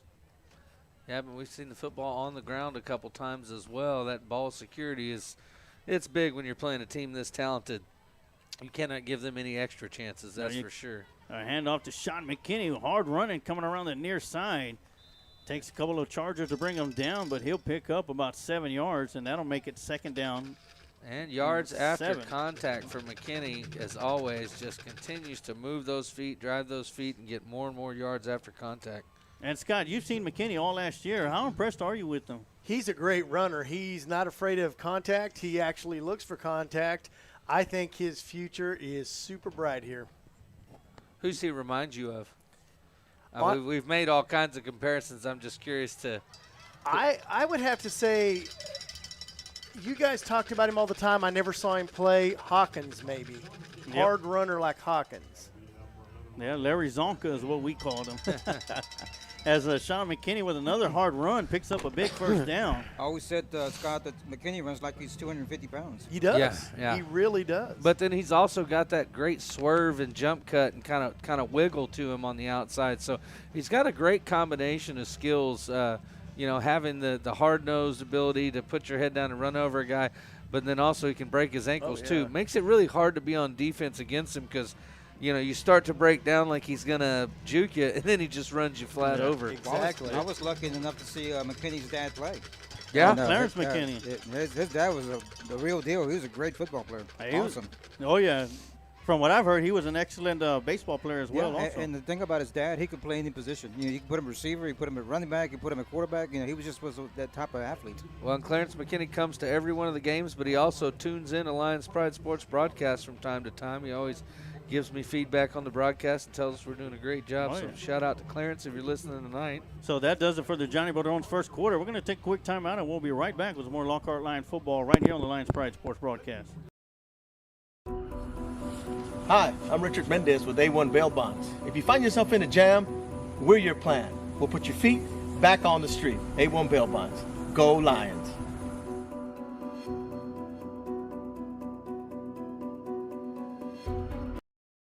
And that leads us right into the A1 Bail Bonds second quarter here at Lionsfield with the Lockhart Lions trailing 29-7 against the visiting Bernie Champion Chargers with myself, Emilio Sarge Juarez, with the play-by-play, TD Tom Dunn with color commentary, our football analyst, the coach Amado Galvez, and our special guest in the booth tonight, Scott Smith. former original voice of the Lions Country Sports Broadcast Network, and it's a great treat to have you in the booth with us, Scott, as we have a handoff to McKinney coming around the near side. Tough running so far. The last 3 runs for McKinney have not been easy, but McKinney with a tough run. Well, Lockhart seems to be really committed to that outside run. We haven't seen very many up the middle, and we haven't seen that backside draw as of yet. It's worked well from in other games, but so far Lockhart seems content to attack the edges, and great job of the receiving core out there sealing off the edge. So want to take note here as you've got 2 running backs in the backfield. You got Jackson and McKinney. Dickens is going to be a pass out to McKinney all by himself on the right side, and he's going to pick up the big first down. He's either doing it running from the backfield or coming out of the backfield. Welcome to the McKinney Show. Right now, I do want to take the time to give a big shout out to my wife who's at home, unable to make it here tonight, and want to thank her for all her support that for the Lions Pride Sports broadcast and myself, and let her know that I appreciate her with all my heart. Eyes on 31 here in the slot. He's been open several times over the middle, and they've been unable to connect. When he's in that spot, that's a lot of time where they run it. This time, Dickens will keep the ball, and they've got a couple of spies on Dickens, and he's only going to be able to pick up 1 yard. And that's uncharacteristic, as we've seen Dickens all year long. You know, when he decides to run, rarely is he stopped within a yard or 2 of the line of scrimmage. Need to pick up what the opponent did to us, find out who's the spy, and block him. Yep. We'll see what kind of adjustments the coaches make to that, but they are definitely keeping an eye on him. They've seen what he's done. So 2nd down and 9 coming up. Got 2 receivers up top, 2 to the bottom. Dickens with the quick throw to the outside, and that'll be incomplete. Intended receiver was Tay Andrews. Yeah, defensive lineman got his hands on the ball that time as Dickens was getting rid of it as the pressure was on. Caused him to rush it a little bit. Yep, couldn't tell if he hit the ball or the throwing arm, but definitely didn't come out right. And we see the A-Train coming into the game. Andrew Lacomia, the the senior for the Lions. And he'll switch out with number 62. That's Alex Richardson. They like to pull this big guy a lot. Oh, he's got some great speed for being a big lineman. Oh. And fakes the quick throw out to Sean McKinney, and once again, the Ashton Dickens going to be stuffed in the backfield. And that was a design draw, but just didn't have any time to develop as the penetration got to him. So that's going to be 4th and a mile. So we'll see the punting unit come out, and Ocampo will get another chance to put his foot into one. Pretty good spot here where he can really just tear into it and boot it as hard as he can and see if he can't pin them deep. So great stop by the Charger defense. Ocampo gets a nice snap. Nice time. That one's going to be blocked. Oh, no. You know, and it's crazy that it was blocked because Boerne played a safe punt on that. They only rushed 2 guys, and the 2 guys they rushed happened to get to the punter. That is incredible because Lockhart has 4 gunners, so they spread out and cover those gunners. The lineman hardly fired off. It was literally one outside linebacker that came in from the other side to get that punt block. So that is really surprising, and you know, almost looked like they caught Lockhart asleep there because the formation they were showing was not blocked for sure. You know, great job by the coaching staff. They were able to pick it out, and you know, like you said, they only rushed 2. Yeah. And one of the 2 was the one that came in and blocked the punt. Hey, one's all you need. Yeah. That's disappointing. So the Chargers are going to have the ball 1st down and 10 in line territory. As Kaiser keeps the ball this time, running around the near side, gets the edge, has some blockers, stays in bounds, as he did a nice little hop and a skip, and he's going to be knocked out of bounds by Deontay Jackson. Man, it looks like there's going to be a hold on the play. There's a flag down against them. Yeah, you can tell by the way the ref placed that flag. He said right there was where the hold happened, and that's right about where Kaiser sprung free. So it definitely shows that the Lions are fighting because they got to hold him to keep them from getting their man. Yeah, holding on the offense, so that's going to push him back 10 yards from the spot of the foul. And that holding call, I believe, is on number 1. Hey, folks, if you're listening out there from Boerne, didn't make the drive over here to Lockhart, let us know. We'll give you a shout-out. Let us know what players you're watching, and we'll give them a shout-out as well. Kaiser back to pass, fires one hard over the middle, just in and out of the hands of the intended receiver. Great job by Jackson out there making the stop. His intended receiver on that play was number 8. That's going to be Jordan Ballin. Hey, Sarge, update on the football score. Westlake 14, Lake Travis 0. Wow. Well, that's kind of expected. Usually the other way around. Lake Travis usually having their way the last few years against Westlake. All right, so 2nd down and 15 coming up. A quick throw out to the left side to the receiver on the receiver screen, and he's going to be able to get upfield. Great patience there by the DBs, knowing he wasn't near the sticks and just kind of corralling him and not over pursuing him and letting him break it. It'll be a 10-yard pickup on 2nd down. That'll bring up 3rd down and 6. Actually, a 9-yard pickup. That'll be 3rd down and 6 for Boerne Champion with the ball at the 28-yard line in line territory.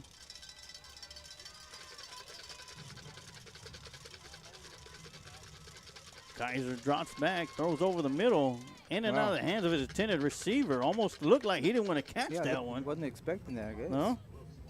And that was number 22, DeAndre Clay, dropping from his linebacker position back into coverage. And DeAndre Clay's he's one of the great football players for the Lockhart Lions. He was a quarterback all the way up from junior high up until he got into 9th grade and made the transition to linebacker and has done a great job at the linebacker position. I swear he grows an inch or two every time I see him. Hardly recognize him from time to time. Pass out to the near side to number 1 is going to make a nice catch. Nice throw by Kaiser, though. And it might be a little bit shy of the 1st down. They're going to give him the yard, so it's going to be a fresh set of downs. 1st down and 10 for the Chargers, as it was very close. And they pick up just enough. Quarterback keeper. Looking to go around the left side, takes it up the middle, and he'll get inside the 10-yard line for another 1st down, and it'll be goal to go from the 7-yard line. And they have not handed it off to the running back, but 2 or 3 times tonight, almost every time Kaiser has kept the ball. The couple runs they've had did go for a couple. I don't expect to see Kaiser or Rodriguez if they score here the rest of the game. Yeah. I'm surprised they're as long as they are, but I'm with you, Scott. And Kaiser with the quarterback keeper, and he's going to be brought down by Hassel Batres right around the 6-yard line. Exactly, great tackle. Or at the 5-yard line, that's one thing that we had talked about in the Recon Athlete pregame show, is a tackling for the Lockhart Lions has to be on point tonight. And it was that time. Yes, that's going to bring up 2nd down and goal.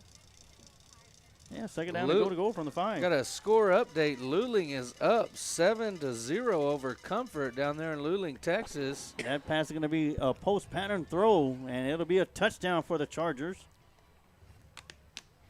And well, there goes my score.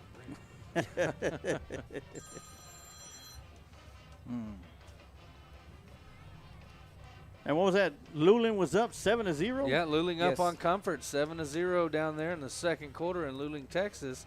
Luling fighting for their playoff berth. Luling gone from they broke a 29-game losing streak this year all the way to a playoff hopeful. Talk about a Cinderella season for the Eagles down there.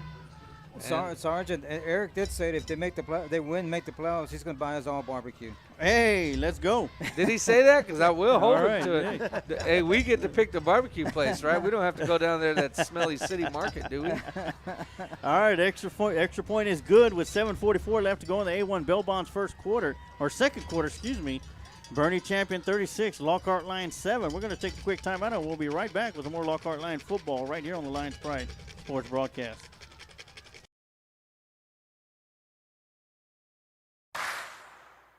The golden age of recruiting is now.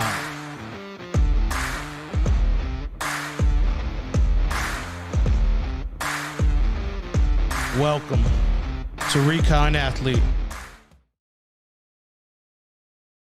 All right, and we're back here at Lions Field. Boerne Champion scored on a 5-yard touchdown pass, and make extra point is good. And the score is 36-7 with 7:44 left to go in the A1 Bell Bond 2nd quarter here at Lions Field. We get set for the kickoff. This one's going to be a high pooch kick. That's going to be fair caught. And the Lions will take over first down and 10 at the 38-yard line. And real quick, we'll go around through some area scores around the Caldwell County area and into Hayes County.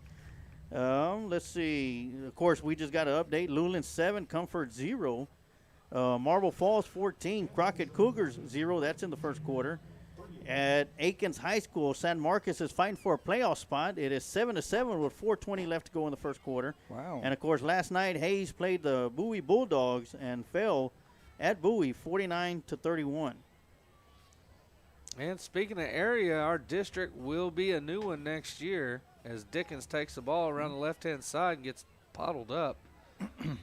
Hey, great pursuit by the Charger defense. Not worrying about going right at them, but stretching them out to the sideline and keeping them honest. Well, and so I was saying we're going to be redistricting this year, Sarge, and as I've heard you tell the fans earlier in the season, we will be doing a live show that day for redistricting. Keep your fingers crossed, folks, that we get some Austin schools. We'd love to play Crockett, LBJ, Johnson, any of them. No. It's going to be Bastrop, Cedar Creek, Lockhart, Hayes, and Lehman. There we go. The coach has called it as McKinney goes up the middle. Think about the Austin schools. They don't have a freshman team and they don't have a JV team, or neither. This is true. And the teams are terrible. I mean, I hate that. I'm sorry, Austin, but they do not emphasize football. Yeah, there's LBJ's, of course, 4A, so we don't have to worry about that. Well, and there's a couple of Austin schools who have Austin played McCallum, this year. Austin McCallum's decent. Anderson played well this year. Yeah, better than they have in the past. And of course you have Bowie. Yeah, third and I'll 8. take Johnson. Yeah.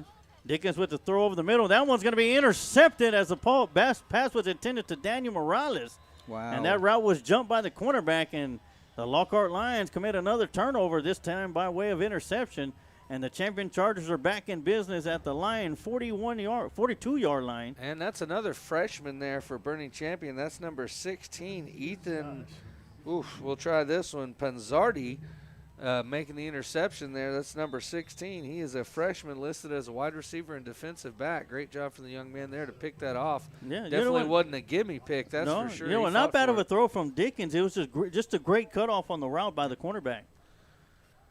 And all right, Chargers come out. We still got Kaiser in the game. Throw out to the receiver on the far side and breaks through an arm tackler before it's finally knocked out of bounds. I was looking at their offensive line. I'll bet you their 2 tackles are maybe about 270. Everybody else is over 300 pounds. Those guys are crazy. Yeah, lightweights. All right, it's going to bring up second down. Those are the guys you take into the all-you-can-eat. Yeah. Oh, no, we're losing money tonight. Run up the middle. Big hole by number 25, and he's going to sprint into the end zone for another Charger touchdown. And Chargers, the champion Chargers, having the way so far here in the first half. Did we make them mad or something? Because I can't believe these guys are still in the game. As far as like Rodriguez and especially with the big playoff game coming up. I agree, Scott. I mean, I would definitely, I would definitely not play him in the second half.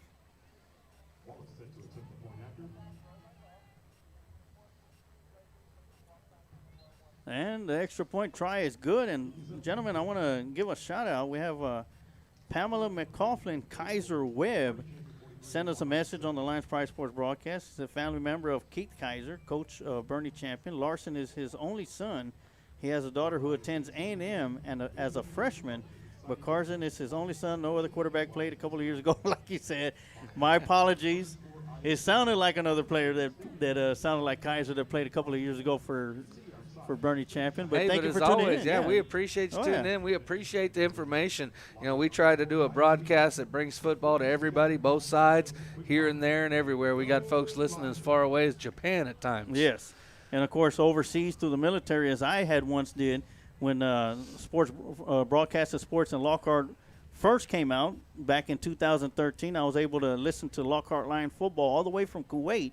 And it's a great honor and a pleasure to be able to do the same thing for other family members, former Lion fans, and service members that are overseas or anywhere around the world. They're able to tune in and watch their Lockhart Lions play. And, of course, want to welcome all you Charger fans that are watching tonight's broadcast. And I want you guys to root for your kicker to kick it deep right to number 31. Tell him to kick it to 31. And it looks like he's getting a little bit more of a run up, but it's going to be I tell you what, he's kicking it a little bit deeper this time. Out of bounds. Yeah, he kicked a little bit deeper this time, so it's getting closer that way. I just been informed number 16 is Adine Pickett for Lockhart. Is that no? That's going to be for Bernie. Bernie. For Bernie. Okay. And number 8, Jordan Ballin, is a sophomore, not a freshman. Okay, apologies, folks. So we did pull our roster. Thank you for letting us know. That's why we asked you. I pulled the roster this evening from Max Preps as we weren't able to attain one. So we're calling it as we see it from Max Preps. But thanks for letting us know. We'll definitely take note as the game goes on this evening. Yeah, and it's definitely one of those things. And Scott, as broadcasters, guys, we know that when we don't have a roster, it makes it that much a little bit difficult. But we try to do the best with what we got when we can. Well, and I'll be calling Max Preps Monday morning and letting them know that they've got a couple guys listed in the wrong class. All right, 1st and 10 for the Lions after the 5-yard mark off after the penalty on the kickoff. And it's going to be a quick throw to the outside to Tay Andrews, and he'll only pick up maybe about a yard and a half. That'll bring up 2nd down and 9. And that was number 10, Micah Middleton, in on the tackle for the Chargers. Kent Riddle chimes in, sends a text message, said Westlake is up now 21-7. And it doesn't matter what part of the state you're in. Those are two teams that you definitely want to know what the score is when they're playing. Yeah. And there's a lot of rivalries that are going on tonight also around Texas high school sports. That's going to be a pass over the middle, tipped by the linebacker. That one's going to be intercepted, and that's going to be brought upfield. And once again, the Boerne champion Chargers create a turnover and have the ball back in business, back in line territory at the 25-yard line. And that's Jared Wingo, number 17, with the interception for Boerne champion. As Dickens has his second one picked off. And, that's that route. They keep trying to come back to it, and it's finding Deontay Jackson over the middle, and he's been open, but just kind of had trouble for Dickens connecting with him. That's one of those routes that if it's good, it's good, but there's a lot of traffic. A lot of people to see through, a lot of people to throw past. And for the second series in a row, Boerne champion picks them off and gives herself good field position. Kaiser still in the game with Rodriguez in the backfield. And he'll drop back, throw the ball towards the near side. Had a couple of receivers wide open out there. Great open field tackle by Quavon Reese. And that'll pick up another 1st down for the Chargers. How much time's left? Ryan Brandon with the catch. We got 5 minutes and 12 seconds left to go here in the A1 Bell Bonds second quarter. Boerne champion has only lost 2 games. That was to El Campo and to Alamo Heights, and they look like a very good football team. Yeah. Kaiser dropping back, looking to throw. Got a man chasing him down, and that's Deontay Jackson. And you're not going to get too far when Deontay Jackson got his radar set on you. That's one that you're probably not going to outrun. He's probably the fastest player on the Lions team. Yeah, he'll lose a yard on that as well. And that's the first time I think we've seen him lose yardage all evening.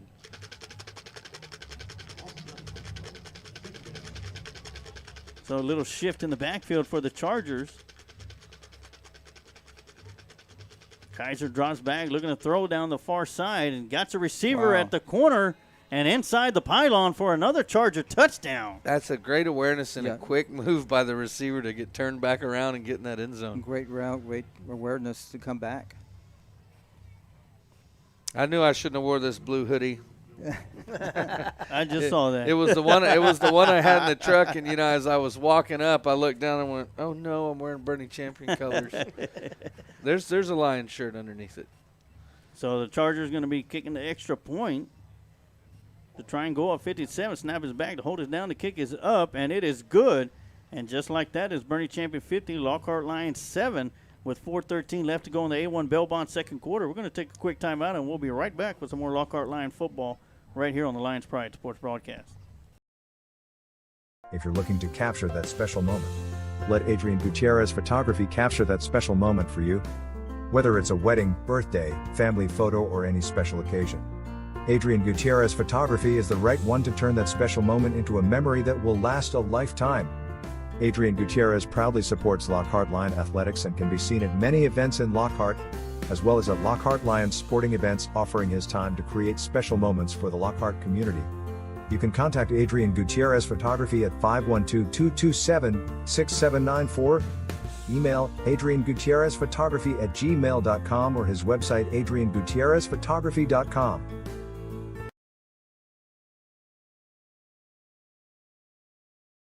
And we are back as the Chargers once again score off of a turnover from the Lockhart Lions and extend their lead as they lead 50-7 over the Lockhart Lions here in the last game of the year. We talked about that early on in the evening. Controlling the ball is key, and with a team this good, when you give them the ball and you're into the field a couple times, that is really asking for it. And this one's going to be a high kick, and Tay Andrews going to have an opportunity to bring it back as he fields it at his own 25-yard line. The young man doing everything he can to get every inch. They had him wrapped up at the 30, and all he did was lean forward and picked up another 5 yards. And the Lions going to have the ball first down and 10. You can see the effort on that play from the young man, the senior, trying to do all he can in his final game of the year, and trying to get a couple more colleges on board and maybe secure a couple more offers. Tay Andrews is one of the ones that we'll see play at the next level for the Lockhart Lions. Got a couple others that definitely got a chance. And have a big from Jordan Delgado. He lets us know that Bill Goldberg, the famous wrestler, his son is number 9 Gage Goldberg for Burns Champion. Yeah, we've seen Gage in there on kickoff one time. As this is going to be a jet sweep to McKinney, and jump steps, cuts it upfield, and picks up a couple of yards, and it'll bring up second down and 8. Have another shout out, one from Scott Smith. Said, thanks to Emilio and the gang for letting me join the crew tonight. Have a great time. Where's this guy at? But who is that? Who's that guy? Who's that guy? Where did he come from? Who's that masked man? No, it's a pleasure to have you here in the booth with us, Scott. Of course, we were side by side for many years, and thought it'd be fitting to close out this year of high school football with you right here next to us tonight. There's another inside handoff to Sean McKinney, and he'll pick up 3 yards, and that'll bring up third down and 5. So the question I've got to ask, though, when I'm not here, so does the coach have to sign a lot of autographs throughout the games and things like that? It's the women that's a problem. We're having to just beat them back. I got you. Yeah, sometimes we have to get security to take him to his car. I'm sitting by a legend here. That's right. They're always grabbing the crowd mic going, "We love you, Coach." All right, there's that backside draw. There it as goes. McKinney's going to find his way, Good gets pushed job. out of bounds right around the 47-yard line, and such pick up a pretty first down. play. Good looking play. They ran that to perfection last week against Alamo Heights. That's one of the touchdowns last week. That was a beautiful play. Well, and I don't think we've ever seen it where it didn't go for 10, but a lot of times it goes for 30 or 40. So it's a beautiful play with a little bit of a misdirection. Lineman moving one way, McKinney coming back across the grain and getting the ball in that backside draw. Jet sweep to Deontay Jackson, and he's going to break through an arm tackler in the backfield, but won't be able to get across the line of scrimmage, and he's going to be brought down for probably a 1-yard loss. Good tackle over there. And I think, is there a flag? No? Nope, no flag. Golly, I think that was a mouthpiece. Saw something fly over there on the far side, then I saw a kid pick it up off the ground. Yeah, he was a mouthpiece. He got hit. He got lit. He bounces right back. He's out there as his slot receiver position. And a quick throw out here to the flat to Sean McKinney. Breaks through a tackler. Tried to stiff arm through the second defender. Little face mask there, but wouldn't call him. And Coach Gilbert right there is giving him an earpiece, an earful of it too.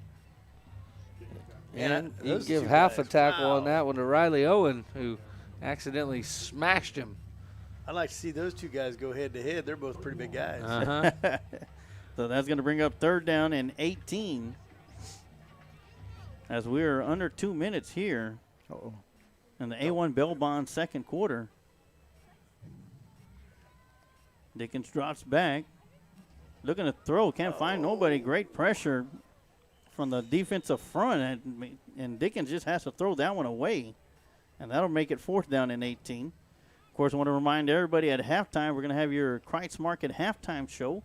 We're going to showcase both bands, first starting from the Boerne Champion that brought a whole 18-wheeler and about 20 buses for them.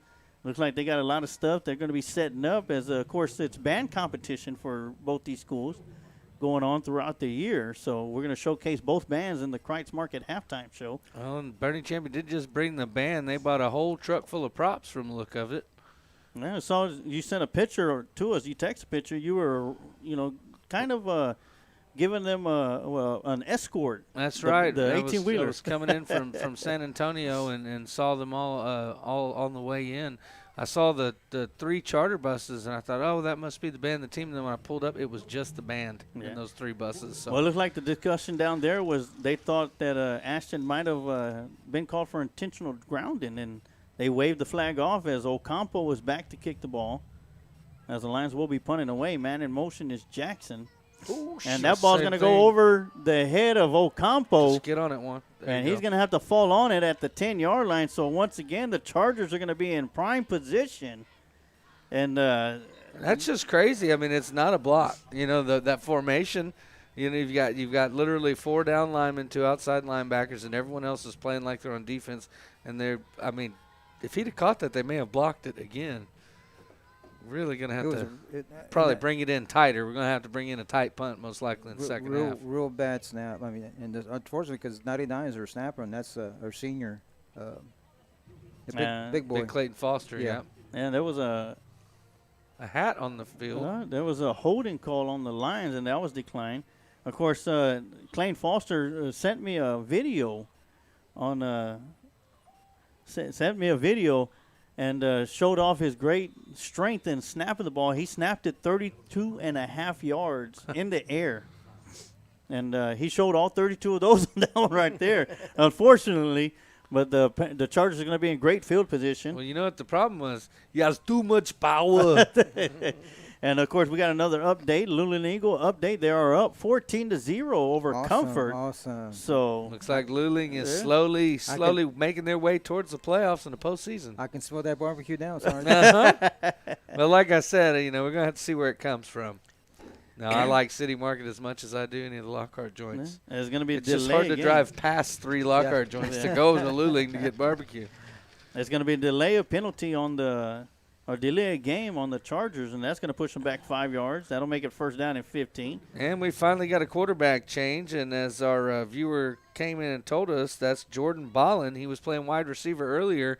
He is the sophomore quarterback. And he makes the throw out to the receiver out there on the left side. And I tell you what, he got some great speed on him as he was running away from the pressure coming around the backside. As there's a penalty flag on the field. Couple of them might have been after the play. Is dead ball, personal foul, unsportsmanlike penalty. I guess Lockhart. So looking at Bernie Champion's roster, they have 6 quarterbacks listed on their roster, and one of them is a freshman, at least according to Max Preps, and then they've also got some wide receivers that are freshmen as well. So 1:15 left to go. That's going to put the ball inside the 10-yard line, and that'll make it go first down and go from the 7-yard line. 6 quarterbacks. That's depth. That is some depth, serious depth. They just reload every year. Yeah. Yeah. Well, reload, they got a 6-shooter. Yeah. And it's funny because they'll stay 5A. Yeah. They're not worried about moving up. So to be an inside handoff, and great job getting into the backfield, number 52. That's going to be Cesar Lopez, the senior. And that's Larry Brooks on the carry, number 32 for Bernie Champion. Nice job by Lopez to get in the backfield. That'll be a loss of yardage of about maybe 1.5 yards. Still second down and go. As quarterback's going to be pressured from the backside, throws it into the end zone, wide open, and for another Champion Charger touchdown. Definitely blown coverage on the backfield. Then the defensive backfield for the Lions. Yeah, and that was Josiah Gathens and DeAndre Clay putting the pressure on ball in there, but he throws up a prayer, and it gets answered in the end zone by his receiver for another Bernie Champion touchdown. That's going to run the score up to 56-7. Which in high school football, when you get a gap of more than 45 points and both coaches agree, they can go to a running clock. We'll see if that happens here in the second half of this game. So with 27 seconds left to go here in the A1 Bell Bond second quarter, it is Bernie Champion 57, Lockhart Lions 7. And we're going to keep it right here. I was going to say that Cesar Lopez, I remember last year, my last season of calling with the Lion Country, he came on late that season and had a really good year at the end of the season. So it's good to see him having a good night tonight. Yeah, especially on his senior night tonight. As Lockhart Lions, from here on out, it's all about pride, gentlemen. It's all about pride, and of course, they would like to come out with the victory, but coming out at halftime, they just have to play as if the game is 0-0, and that's one thing I've talked to Coach about. When it scores like this going to halftime, what do you tell your teammates? What do you tell your team in the locker room, Coach? You just keep fighting. I mean, keep fighting. And for a lot of kids, this is the last game they're going to play. So you got to go out and give it all you have. Leave it on the field. You want to leave the field with a good memory, saying that, hey, I gave it all I had. We played a better team, lost to a better team, but I went out there and gave it all I had. I left it on the field. Because you're going to remember that. 10 years from now, you're going to be talking about this game. Oh, yes. That's going to be another pooch kick. Of course, they're not going to give Deontay Jackson a chance, and that's going to be fair caught by Tay Andrews. And the Lockhart Lions will have the ball first down and 10 at the 34-yard line. And we got an update in from our QC. It looks like Comfort has got into the game down there at Luling as they've scored 7 points. So the score is now Luling 14, Comfort 7. And got a close one down there for a playoff spot. Come on, Luling Eagles. Yep, we're pulling for them. So with 27 seconds left to go here in the A1 Belmont second quarter, Lions come out. Dickens at quarterback. Sends McKinney out to the right. It's going to fakes the toss out there, and quarterback keeper, and the defense is right there to stop it. As we're underneath 15 seconds left to go, I don't know if Lockhart's going to run possibly one more play. They better do it quick if they're going to.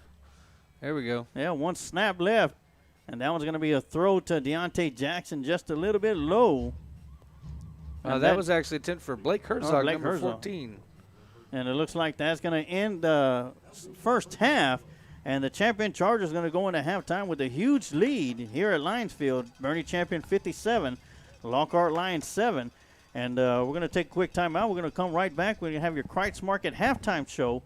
And we'll be right back with some more Lockhart Lion football right here on the Lions Pride Sports Broadcast. Smoke Texas Barbecue puts smiles on faces. Since 1900, Kreitz Market has been putting smiles on faces with every bite of Smoke Texas Barbecue. Located off of Highway 183 at 619 North Colorado Street in Lockhart, Texas, fifth-generation owner Keith Schmidt continues the tradition of providing the best barbecue in Texas with its award-winning varieties of beef, sausage, and pork meats. All Kreitz Barbecue is Post Oak smoked to perfection under Pitmaster Roy Perez's watchful eye in Kreitz Market's hallowed brick pits. Let Kreitz cater your party or event. Kreitz can assemble a complete barbecue dinner and sides for any event in Central Texas. To get a quote on catering, Kreitz Barbecue Catering Manager Weston Black can be reached at 512-398-2361. That's 512-398-2361. Kreitz Market opens 7 days a week, Monday through Saturday from 10:30 a.m. to 8 p.m. and on Sundays from 10:30 a.m. to 6 p.m. You can find out more about Kreitz Market on their Facebook page or go to kreitzmarket.com. That's www.kreitzmarket.com.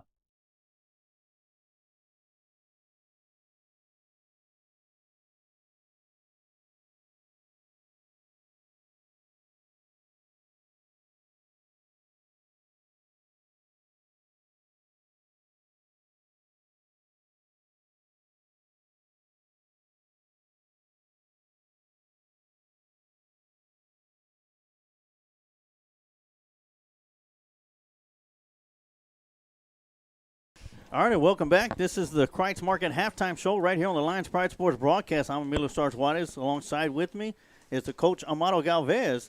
And, Coach, you want to introduce the guest that we have in the broadcast booth with us tonight? Yes, sir. Great honor, our senior head football coach, Dylan Vest. Dylan did a great job this year, Sarge, of coaching the senior team. And I guarantee you that our two best games, and I'm sure Dylan will agree with me, with our last two games, and both teams we played were undefeated. And we should have won both games, but unfortunately the last one we did tie, and the second to last game was a close game. But the kids did a tremendous job They had every reason to quit, Yeah. but they did a great job. Kept fighting. Well, great job. So welcome into the broadcast booth, Mr. Vest, and talk about what I know. You got Vest Autos, right? Let's go and give them a plug right now. Vest Auto Detailing, located downtown. If you need any detail or tint, come see us. All right, so we're here on Friday night for Friday Night Football, but right now on Saturdays, these young men took the field to play for the CFPO Lockhart Lions. Talk about how the season went, and of course we still got a couple of teams in the playoffs right now, right? Yeah, we have our flag maroon in the playoffs, and we have our Pee-wees. And they also they play Pee-wees play tomorrow at 1. Our flag maroon, which my son's involved in, they play at 1:45. At 1:45, all right. So if you're able to get out there to the CFPO field, it's located right behind Academy in San Marcos, Texas. The Pee Wee team is undefeated, right, Dylan? Or they have one loss? They have one loss. But they're doing excellent. And I don't know if you remember, but the first show in the beginning of the summer, the teams that go all the way to the Super Bowl and win the Super Bowl get a Super Bowl ring. Oh, wow. Yeah, and not just the players, the cheerleaders also, right? I believe so. Yeah. All right, so be sure to let us know if we get a team that's getting that far or plays in one of the bowl games. Let us know, and we'll be more than happy to go out there and broadcast that game. And those games are at San Marcos High School. Yep. So, but talk about the season that y'all have had and the excitement that these young kids have had coming back from a season to where we practically didn't have nothing because of COVID, but now we're able to get back together. How excited were these young men, and if y'all had any young ladies, to be back out there playing football again? And they're fired up. We took the season off last year because of COVID, and that they had a lot of fire in them. Mm-hmm. The season didn't go our way, but they ended really strong, and I think going into junior high, they're gonna have a good squad out there. Oh yes, and we talk about the excitement of the kids coming back. How excited were you as a coach to be able to come back and be like, okay, well, let's get ready to go? Because I'm pretty sure all last year you were like, man, this COVID thing really got us. Oh man, I wanted to be out there last year, but majority decision was to take the year off, and because COVID was the trending topic, so it was good to come back out and play some ball. Yeah, talking about the fine coaching staff that y'all had, not to mention one pretty much a walking living legend right here in Coach Galvez, and we talked about it plenty of times. When I played Pop Warner, he was my head coach, so he's been around the game for a little while. Oh yeah, he was excellent to have. There was stuff. I majority ran the defense, and he would be right there on my side. Hey, coach, I'm seeing this right here, and I didn't even see it. Yeah. And so it was great to have that experience right next to us, coaching offense and defense. Yes. My other guys, Brian Henderson, Joe Mojica, Alan Satterwhite, they were all great guys to have on my staff as well. Oh, that's great. That's always great to have good staff with you. They did a great job. Those guys, they really did a good job stepping in and doing a great job. And the kids loved them. That's the important thing. They had a good relationship with the kids and the coaches. It was a great season. It went by so fast. I told Dylan I couldn't believe it was the last week of the season. Man, it just came by so fast. Oh yeah. It snuck up on us. Oh yeah. And, now that the season is practically over for a lot of the kids, are you excited with? Are you satisfied with how the season went for y'all, despite, not being able to make it to the playoffs, but being able to just have a full season again? Yeah, it was good, and we had a 7 out of our 18 players were all first-year players, so a lot of them learned stuff to get them, going to the next level, and that's our main thing with our senior level is getting them ready for that transition to junior high ball. Yeah. Whether it's the discipline, everything like that, it's not just football. Yeah, because it's one of those things like I've learned it from Little League. Once the kids leave Little League to play in high school ball, it's a different animal. It's a totally different thing. So, like you said, you want to try and get them prepared for that next step because it's a big step when they go. As unfortunately they can't play it when they're in 6th grade. They have to wait another year. Yeah.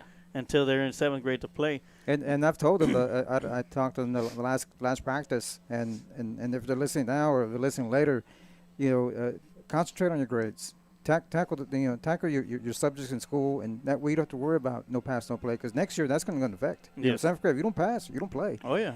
Play other sports. Don't just put. You may find another sport that you're great at. You're not always. Football is great. Yeah, if you're a football player, that's awesome. But if you could find a sport like maybe basketball or baseball or something that you're good at, go for it. Yeah. I mean that's and play all sports. Give everything a try. That way hey, I tried, but I'm better at this. So now you know. And once you get up to high school, you can start focusing on one or two sports only. And I'm pretty sure Coach Dillon, Coach Vest, that COVID had something to do with participation, with the numbers that y'all had this year.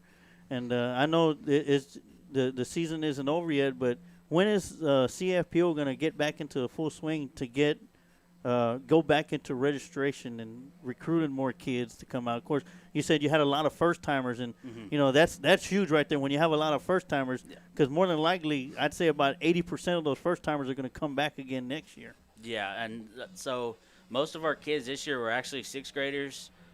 We do have a lot of kids moving up.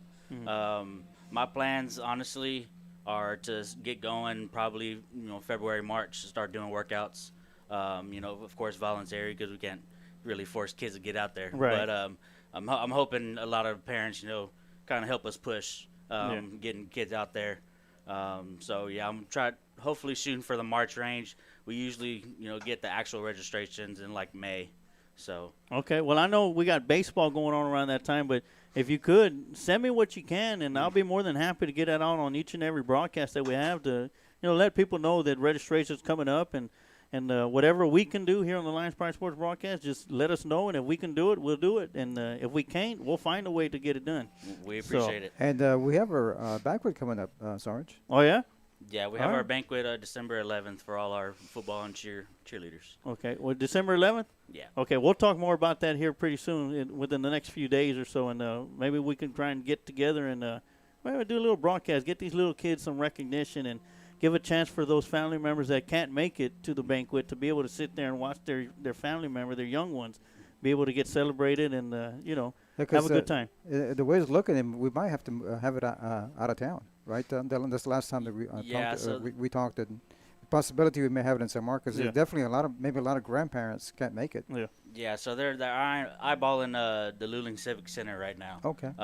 So they're hoping we can kind of get a deal with it and stuff like that, being a nonprofit and stuff like that. So. Okay. And you mentioned you got a couple of football players. They're your sons here. Yep. Let us know who they are. This is Dylan Jr. He's on our Flag Maroon team. That's currently in the playoffs. And we have Julian Mojica. He was our quarterback and linebacker for our senior team. All right. So, Julian, talk about the season that you went through. You were the quarterback, right?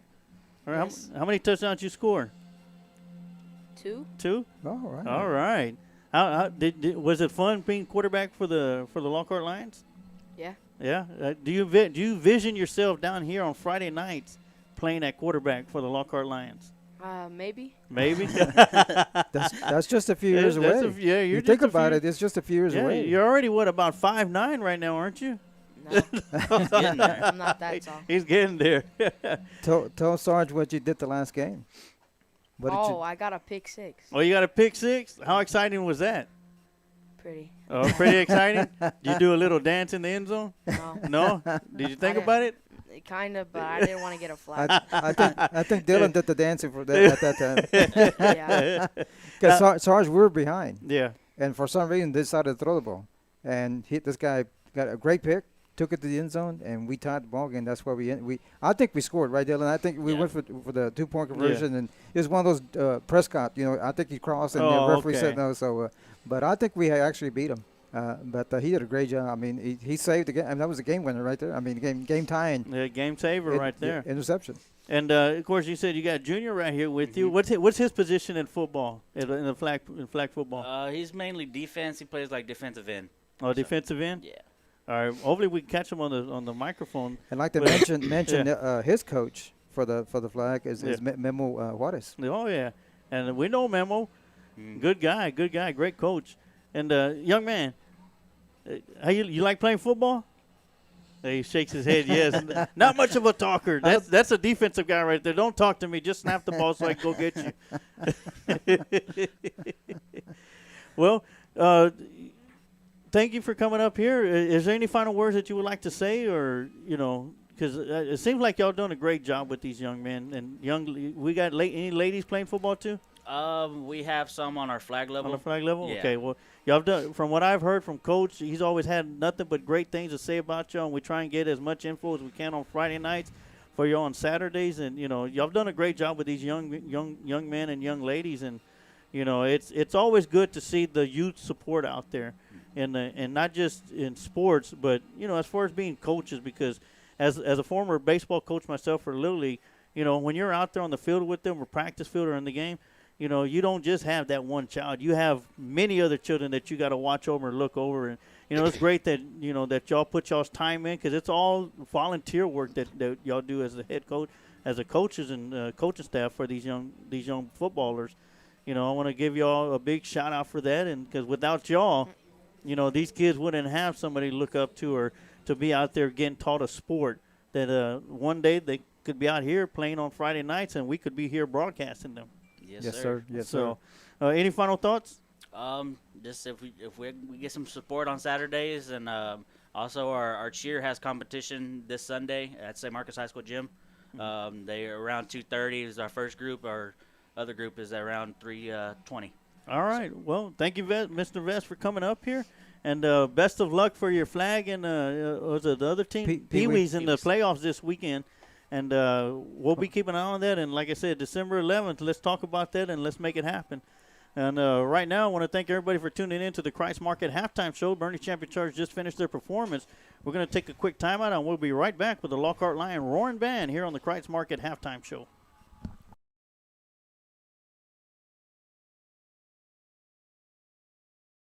If you're looking for drywall and paint work done, look no further than Reyna Drywall and Paint. Owner and operator Robert Reyna is MBE, DBE and Hub certified. Whether it's commercial or residential, metal framing, suspended ceilings, doors, and hardware, Reyna Drywall and Paint is the one to call.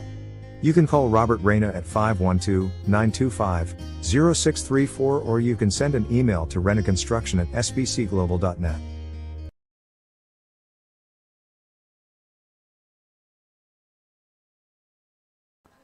All right, we're going to be turning off our mics and turn up the crowd mic as Lionettes are going to have a performance. It's a father-daughter performance, and I see a couple of moms out there as well also. So we're going to turn off our mics, turn up the crowd mic, and enjoy the Lockhart Lion Roaring Band right here on the Lions Pride Sports broadcast for the Christ Market Halftime Show.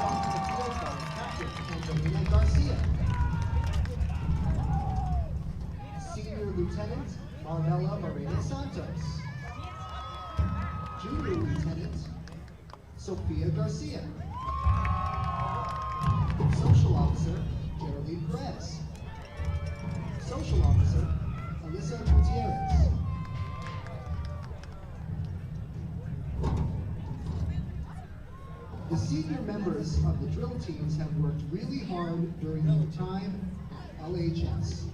This evening, the Lionettes would like to honor and introduce each of them. Captain Angelina Garcia. Senior Lieutenant Marnella Moreno Santos. Social Officer Geraldine Perez. Social Officer Alyssa Gutierrez. Lionette Anna Joy Jones. Legacy Maria Hernandez. Legacy, Evelyn Torres. Legacy, Mariah Torres. Head Manager, Maria Caceres. Manager, Michael Serrano. Manager, Giselle Serrano. Finally, the dance program would like to extend a special honor to 4-year varsity Lionette, Kyra Van Buren. Thank you, seniors, for your dedication and loyalty to the team. Please give it up for all our Lionettes, legacies, and managers from the class of 2022.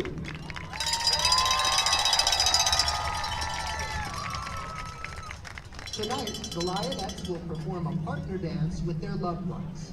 The Lionettes are joined by moms, dads, brothers, 2 former Lionettes, and even one specific dance dad who is one of our very own LHS band directors. We hope you enjoy their performance.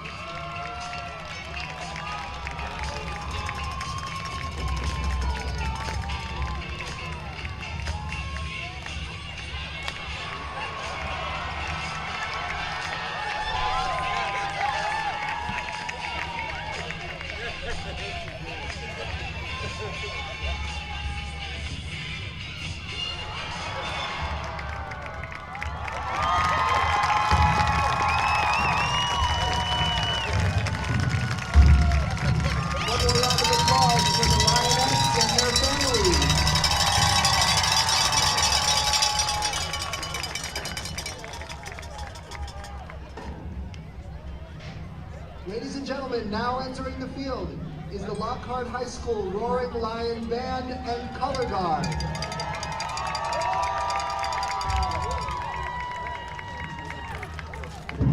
The band is under the direction of James Crowley, Joseph Gannon, and Jared Autry. The Color Guard director is Mr. Sergio Rodriguez.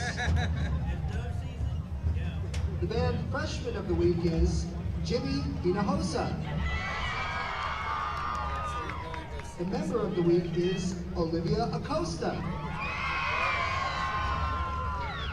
The section of the week is members of the band and color guard in multiple activities. Congratulations to these multi-talented Lions for being locked on excellence. Tonight, the band is proud to present the farewell performance of their 2021 competition show, Aqueous. Featuring Ecstatic Waters by Stephen Bryant, Wine Dark Sea by John Mackey, The Water is Wide, and Sea Symphony by Rafe Von Williams. Flute soloist is Ariel Garza. Clarinet soloist is Nathaniel Sosa. Horn soloists are Hunter Baker and Julian Estrada. Euphonium soloist is Derek Gannon. Musical arrangements by Bob Presti and Colin Hagel. Drill design by Luke Gall and production design by Jeffrey Sperling.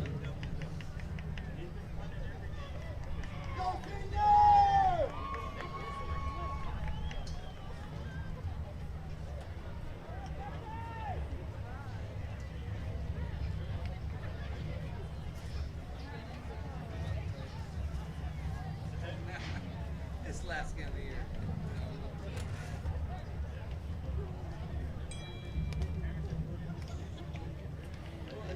Drum majors Robert Quinn and Julian Solis Ramirez. Is the band ready? Please welcome the 2021-2022 Lockhart High School Roaring Lion Band.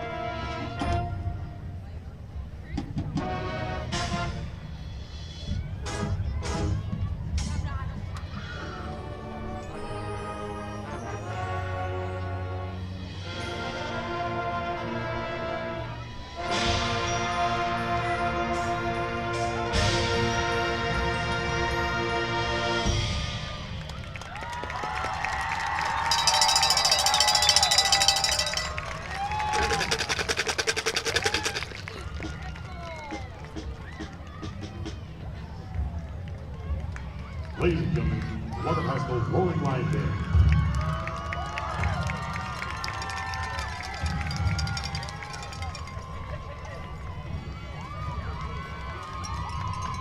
Please direct your attention to the field at this time. It is my pleasure to introduce to you the Lockhart High School boys cross-country team for the 2021 school year.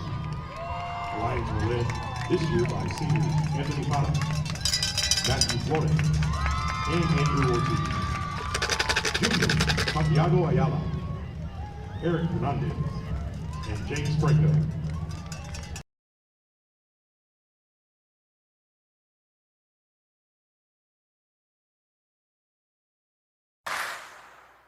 The golden age of recruiting is now. It doesn't matter if you're in a small town. If you can ball, we'll find you.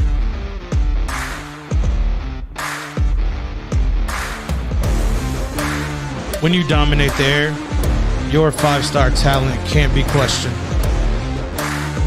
Dance that dance.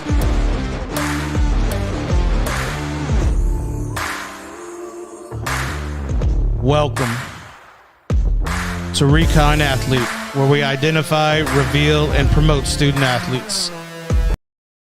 And welcome back from the Kreitz Market halftime show here on the Lions Pride Sports broadcast as we get set for the second half as the Boerne champion Chargers have a commanding lead going into the Adam and Sons AC and Heating third quarter, 57-7 over the Lockhart Lions. Of course, we just witnessed a great performance by the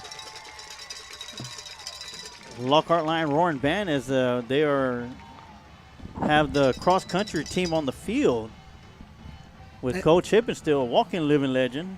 That's right. And look at those trophies they're carrying. Beautiful.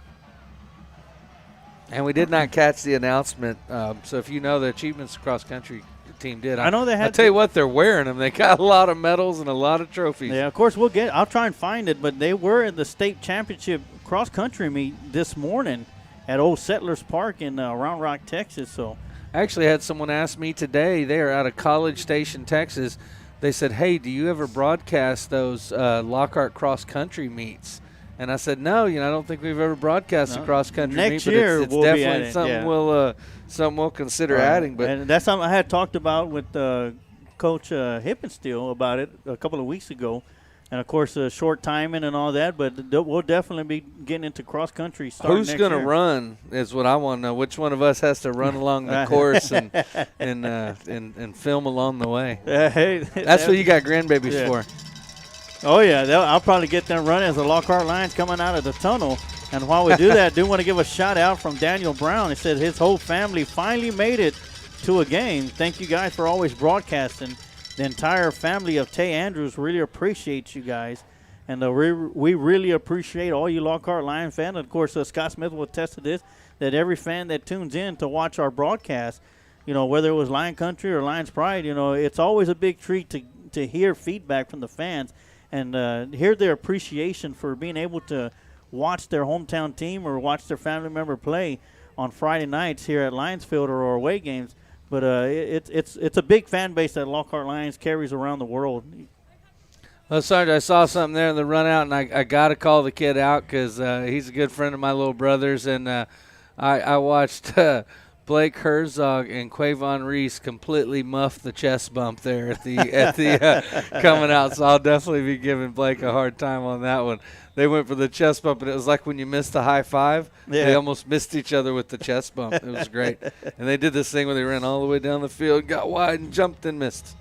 I did get an update from Leslie Krenz. Concordia University is down 1-0 at halftime, but she's hoping for a better second half. And they finally kick it deep and way deep. Kick it in and out of the end zone, and I'm pretty sure Deontay Jackson was like, finally! And then like, okay. Well, so every kick that Boerne Champion did in the first half was either an onside kick or a pooch kick, other than the one where they were kicking after a penalty. So the first true time we see them kick it deep, and Jackson doesn't get a chance at it. But rest assured, folks, the way things have gone, I'm pretty sure we'll see them maybe get another shot at one. Quick score update here. San Marcos 28, Aikens 21, halftime. Winner goes to playoffs, loser stays home, starts playing basketball. And it does look like we got some number 2s in there now for Bernie Champion, but there's also still some starters on the field. Handoff goes to Sean McKinney going around the right side. Great blocking on the edge. And McKinney will pick up the big first down to start the second half off. Does McKinney play basketball, Scott? Do you know? No, sir. No, does not. He does not play basketball, which is crazy because he's quite a basketball player. And then that was one of his dad's better sports, basketball. That was number 11, Ethan Thornton, on the tackle for Bernie Champion. Oh, so it's going to be short of a first down, second down and 1.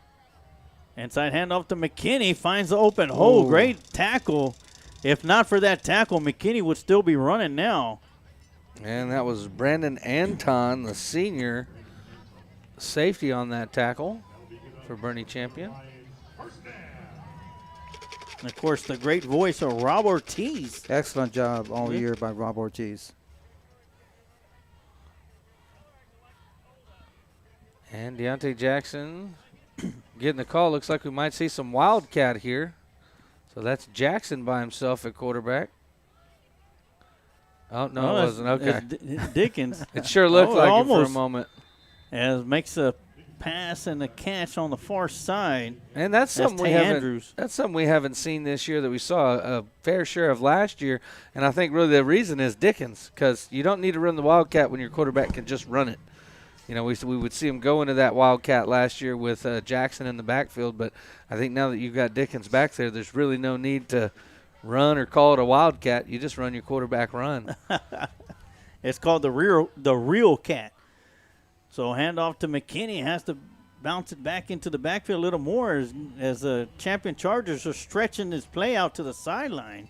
And great job of pursuit there by number 5, Arliss Addix for Bernie Champion, coming up from his safety position to string that one out and cause a loss of 4 on what was going to be, or called a loss of 6. It was going to be 2nd and 8. Now it's going to be 3rd and 15. So 3 receivers up top. Dickens dropping back, looking to throw. Throws over the middle, and looks like a missed route. And we'll see Ocampo come on to punt the ball for the Lions. So the Lockhart Lions are going to go 3 and out to start. Or not 3 and out. They get a couple of first downs. We're going to be punting the ball right away. I'm going to be interested to see if Lockhart pulls it into a tighter punt given the bad snaps and block that they've had. But now it looks like they'll still go with gunners. As you watch, Bernie Champion's only going to rush 4 guys here.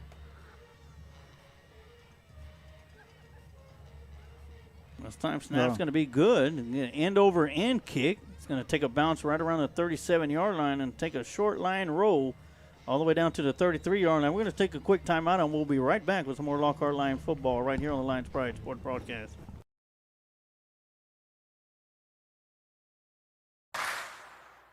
The golden age of recruiting is now.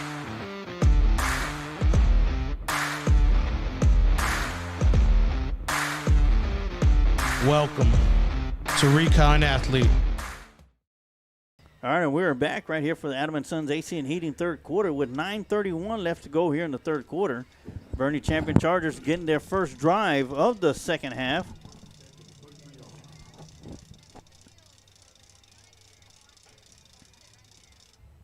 The sophomore quarterback still out there. Inside handoff to the running back. And he'll pick up about a yard before it's finally brought down by number 44, Trey Holcomb. And that was number 22, Cole Reha, on the carry there. Ball handed off by the sophomore quarterback, Ballin. Well, second down and 9 coming up. Quick throw out there to the receiver. In and out of the hands. They got a penalty flag coming in. It's going to be towards the end of the play. It's going to be a hold against Bernie.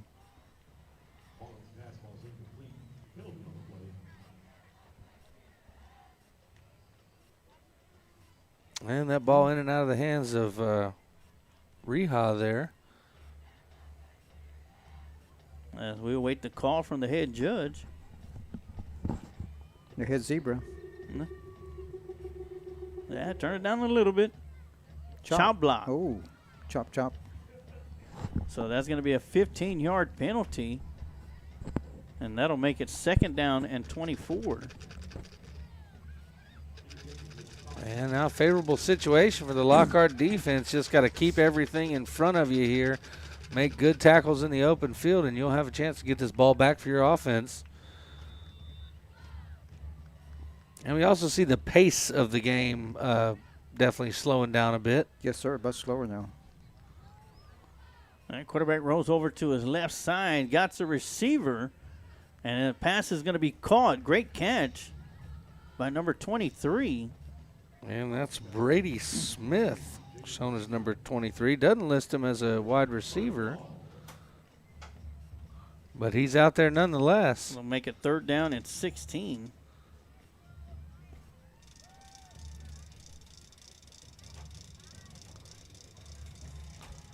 All right, champions still going 4 wideouts. Well, just like Coach said, definitely taking their time, running some clock off the scoreboard. Dropping back to throw, throws it over the middle. Got a receiver wide open, crossing midfield down to the 40, being chased down from behind by Deontay Jackson. And he'll make the tackle deep in line territory at the 39-yard line, where to be a big first down for the Chargers. And that's Cole Reha with the catch there. We can only assume he's the younger brother of junior Chase Reha. So they're 21 and 22 brothers out there. It's always good to see brothers playing on the same team. Lockhart's had a few sets of those that have been formidable. Inside handoff to Reha. He'll try to spin away, and he's going to be brought down by Tristan Amos. And number 22, DeAndre Clay. So Bernie Champion picks up the first down after being in 2nd and 24. Able to pick it up and move the ball into the Lions' side of the field. It'll be 2nd down and 9 as the clock keeps winding down. And we're under 7 minutes now here in the Adam & Sons heating and cooling 3rd quarter here at Lions Field. Reha's with the handoff, getting around the edge, getting to the outside, down the sideline. And it's finally going to be brought down inbounds by Daniel Morales. And the sophomore makes some nifty moves as he gets to the outside and down the sideline for a big gain. Yeah, he looked pretty shifty there. Well, so this drive's been all Reha brothers so far for Bernie Champion.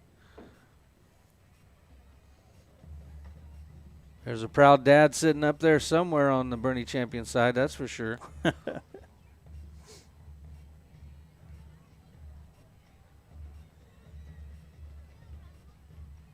I don't know about you guys, but I keep looking at that combo stand over there on the backside. I see that. I see that. All right, snap goes back to the quarterback, handoff to Rivas, number 22, getting around the edge. And it's finally going to be brought down by number 18, Zakiah Gathings. And Daniel Zakiah Morales. Gathings is a sophomore who we saw really get involved earlier on in the season in special teams, making some big plays for the Lions.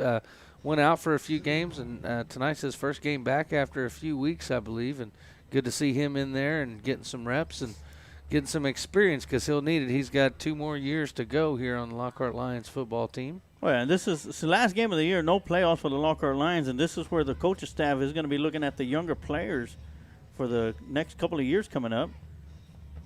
As inside handoff and nothing doing there is, looks like Trey Holcomb right there in on the tackle, as well as number 22 coming in from the backside. Talking about Bernie Champion, Sarge. DeAndre Clay. Some of the JV players will move up to the varsity this coming year. Not that they need them; they just want them to get that experience. You know why it's hard to catch DeAndre Clay? Because he's been number 11 for the past forever. So it's just a little different. He's 22, so he's doubled up. But yeah, Coach, I completely agree. Getting a look at all of them and seeing what you got for next year. Inside handoff once again, makes the move, trying to get into the end zone, and nothing doing. It's number 18 once again. Zakiah Gathings in on the stop. Well, like you said, too, Coach, Bernie Champion, it's good to get a look at your second teamers, too, going into the playoffs. Exactly. And even some freshmen might move up just to get the reps in practice. Yeah, most high school teams, do definitely have that way of doing things once they make the playoffs. You see all kinds of players move up, and they stack it full as they can. And quarterback keeper and into the end zone for a champion touchdown. Coach, how many players are they allowed to dress in a playoff game? Do you know? can dress as many as you want. Oh, man. Bernie Champion's going to have 150 kids up there. I saw. I remember. I don't remember the year, but Midland Lee dressed up the whole JV because they had 2 JVs, and there wasn't enough room for them in the dressing room, so they had to just sit in the end zone. So all they did is ride the bus, eat a chicken fried steak, and go home. Hey, snap his back, hold us down, the kick is up, and it is good. And the score is now Bernie Champion 64, Lockhart Lions 7. We're going to take a quick timeout, and we'll be right back with some more Lockhart Lion football right here on the Lions Pride Sports broadcast. Old Pal Texas Tavern, located on the square in downtown Lockhart at 100 East Market Street. From a variety of appetizers, fried chicken, burgers, and salads, Old Pal is the right place for your hunger. We're open 7 days a week, Sunday through Thursday, 11 a.m. to 10 p.m., and Fridays and Saturdays from 11 a.m. to 12 a.m. Our kitchen will be open late for Lockhart Lions Friday Night Lights home games. Old Pal Texas Tavern, cold drinks, fried chicken, and famous smash burgers are perfect for your after-game score. At Old Pals, we are proud supporters of the Lockhart Lions and the Lions Pride Sports broadcast. And we are back here for the Adam & Sons AC and Heating third quarter. Bernie Champion goes up 64-7 over the Lions. And they kicked it deep last time and made it all the way for a touchback. We'll see if Jackson gets a chance on this one. It sure would be nice to cap the season off with a long return for a touchdown. And he's had some great returns when he's had the ball in his hands on the kickoffs. And they're going to kick it deep, and it's going to go over the head of Jackson. Looks like he might have thought about going back to get it. Somebody's telling me he can catch it back there. Real quick around some area scores and district scores. As we have Alamo Heights 17, Tybee Antlers 7 with 10:35 left to go in the fourth quarter. Medina Valley 0, Floresville 19. Looks like Floresville and Medina Valley might be making it into the playoffs if Tybee loses, because Medina Valley did beat Tybee. Comfort 14, Lulen Eagles 28 at halftime. Marble Falls 60, Crockett Cougars 0. Wow. And San Marcos 28, Aikens 21, as we have a big run by Sean McKinney up the middle, and he'll pick up 14 yards and a first down. And that's going to definitely take McKinney over 100 yards for the evening. As what did he just throw to the side? Was it a glove? I do not know. It looks like he's only got one glove on as McKinney is lined up in the slot position here on the near side, moving across the line of scrimmage. It'll be a jet sweep to McKinney, and he'll be able to get across the line of scrimmage. Might have picked up one, maybe two. Still running hard, though. That's a good thing about McKinney. He never gives up. Slow down. He never slows down. And like I said, it's a young man that loves contact. I can tell you one of the players, too, is Jackson. He doesn't come off the field really at all. he plays both ways in almost every snap. Inside handoff to McKinney. You know, Jackson's probably one of those players where the coach tries to take him off the field and like, leave me out here. You can see that he's definitely a little tired. I'm sure he was glad to see an inside handoff there and get a couple seconds to suck some wind and get ready to run a route. So no gain on the play. That'll bring up 3rd down and 8. Going to Tay Andrews. He's lined up by himself up top. Oh, no. Quick throw to Deontay Jackson on the screen. And great job by the Chargers to pick it up and come up with a great open field tackle. If I tell you what, if number 17 is not there, Deontay Jackson is still on the run right now. And that's Jared Wingo. He's got an interception on the night already. So I know TD talked about tackling. I tell you what, Bernie Champion can tackle. They tackle well. And Lockhart Lions going to be going for it 4th and 6. Tackle's so good it's like playing 11 Bobby Bouchers out there. And it's going to be a quarterback keeper as Ashton's going to go around the right side, and he'll pick up the big first down. And that's the first time we've seen Dickens get loose tonight. as he's chased out of bounds in Charger territory. Or actually, they're going to mark it at midfield. I don't know that we've had a game this year where he hasn't rushed for a touchdown, have we? No, we haven't. Yeah. Except for the Buda Johnson game. That's it. Other than that, that's the only game where he hadn't run for a touchdown. And he usually runs for a long one, too. So I'd watch out. If he gets starting to get heated up, he'll really get going. So first down and 10 at midfield. Dickens drops back, throws to Sean McKinney here on the flats, gets across midfield. And he'll pick up about 4 yards. That'll bring up second down and 6. Great job by McKinney. He had 3 guys over here, that were going to have opportunity to tackle him, and he just gets upfield and gets whatever he can. So we are about 90 seconds left to go here in the Adam & Sons AC and Heating third quarter. And I tell you what, this third quarter is going a lot faster than that first and second quarter, or the first quarter at least. I think Adam's going to want a discount on the timing. I saw him at halftime down there. He said, make sure you don't forget me in the third quarter. I said, we never do. No. I tell you what, I got to give him a big shout out because they're going to select 30 kids in the community that they're going to give a couple of Christmas presents to this year for Christmas time. So, big cool. shout out to Adam Renteria and his family for being able to do that for the youth here in the Lockhart community. And that's going to be a free play as Dickens drops back, makes the throw, or just overthrows his intended receiver, Deontay Jackson. But I believe that 5-yard penalty will give the Lockhart Lions another first down. Yes, sir. Good job by the young man recognizing the free play. I could tell he was disappointed because they didn't have any deep routes called on that play. Tay Andrews ran a stop route, and I saw Dickens look over and go, oh, man. I think that was Daniel Morales who was the attempted receiver on that one. First target for him tonight. Senior Daniel Morales. Yep. He's another one who just hadn't got his hands on the ball quite enough this year. He's shown some great flashes when he's got the ball. Played on defense some as well. Inside handoff to Sean McKinney after the first down off the penalty. And McKinney will be brought down after picking up 4 yards, and that'll make it second and 6. And great job there by, was that Riley Owen? Yeah, by Riley Owen to pull his running back, then push him, and then pull him and help him get a couple yards. Brady Stevenson did a good job of sliding over and knocking out a spot for the running back to get through the hole, so I was watching him as well.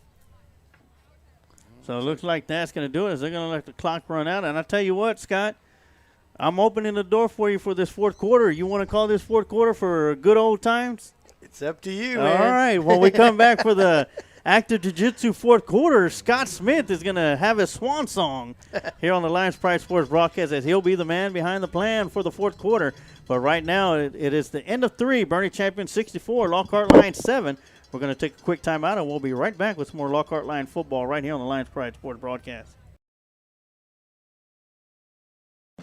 The Lounge Sports Bar, located at 211 East Market Street, just off of downtown Lockhart. The right place to have a great time with friends and enjoy the game on our big screen TVs. We have a large bar lounge, allowing for many people to crowd around and cheer on your favorite team. The Lounge Sports Bar, open 7 days a week starting at 11 a.m.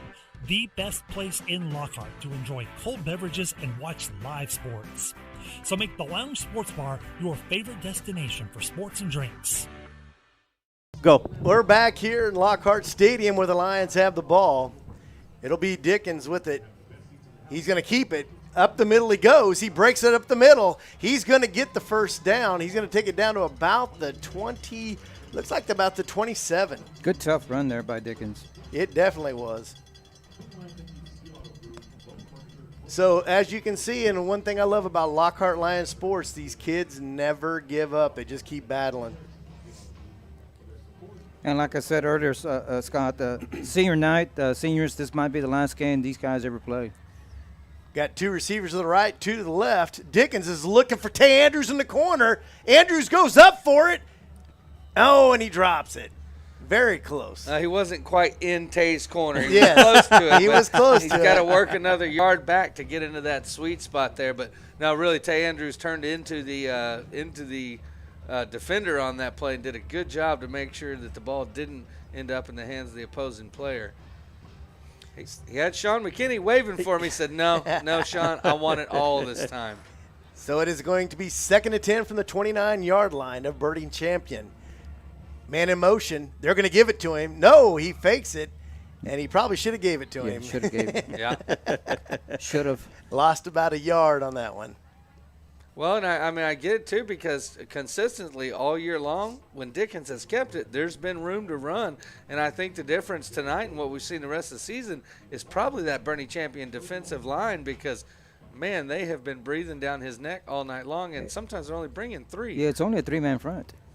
There's a flag. They were offsides going deep down the sidelines, overthrows as he was trying to hit Herzog there in the end zone. Is there a flag down there? Yes. And Blake Herzog draws the flag for pass interference. So we have a pass interference, and they were offsides. Dang, I wish Blake would have caught that. I'd have exploded. I've been waiting for him to get a big one. He's caught quite a few underneath passes this year, but has yet to snag one for 7, and I thought that was going to be it. Definitely made a great effort to go for that ball and fighting through the pass interference. It is amazing to me how much Ashton looks just like Jackie Edwards throwing the football. Yeah. I mean, they are almost carbon copies of each other. When he runs, I mean, I will say this, and it's crazy to say it, Ashton's a bit faster than Jackie was. Yes. Because when he gets out in that open field and gets his stride, he's got that kind of Vince quality. I'm sorry, TJ. They call him offensive pass interference against us. Oh, Yeah, come on. the penalties are offset, so it's going to be a replay, redo on 2nd down. Well, time to go to Tay's corner. Yeah, he's in there on the near side, too. Actually, it's going to be 3rd down. Yep, 3rd and 13, and Dickens will get his team up to the line. 3 receivers to the right, 1 to the left. McKinney in the backfield. They're going to stop and see if they're going to check down. Looks like they will. They're bringing the backers. No, they're walking off now. Oh, it's that backside draw again. It's McKinney around the left side. He's going to get the first down. Nice run. Ooh. Good tackle, by the way. But McKinney bounces right back up and says, bring it on. Call him the rubber man. And he did all that with the guard pull, but he got trapped and he got caught in traffic, and there was nobody out there for him to block. He leaked the block it, but he still picked up great yardage. He had to be his own blocker there, and just he juked the guy out and still got the first down.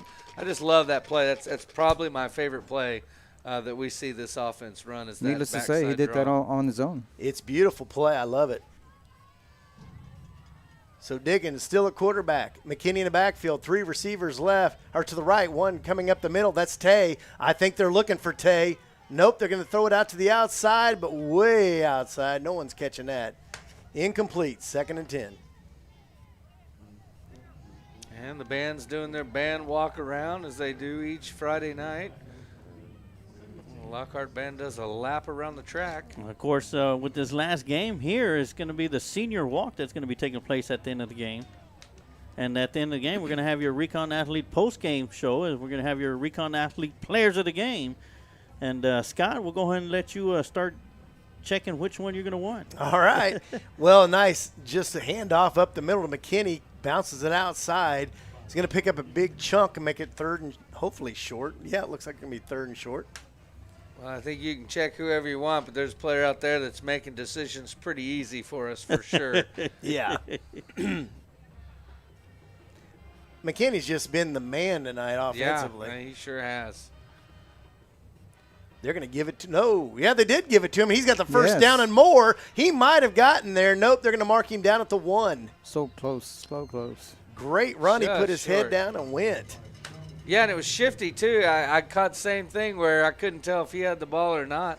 So that handoff's a beautiful thing, the way they do it sometimes. It's almost like he's pre-programmed to cut. Yes. You know, almost immediately he gets the ball, and he's doing that jump cut so fast. And there goes Dickens up the middle, and he'll get in, I think. No signal yet. Yes, he does get in. That'll make it 64-13 here with 9:30 to go in the ball game. And that'll make it 8 games in a row with a rushing touchdown for Dickens. Gosh, I mean, I'm going for 2. You know, it's the last game of the year. I'm just saying, you know what, get in there and run another play. But nevertheless, Lockhart will kick the extra point. Now the Holder Morales. And the kick is Good. Was that Ocampo or Suarez? That's Ocampo. That's Ocampo. Yep.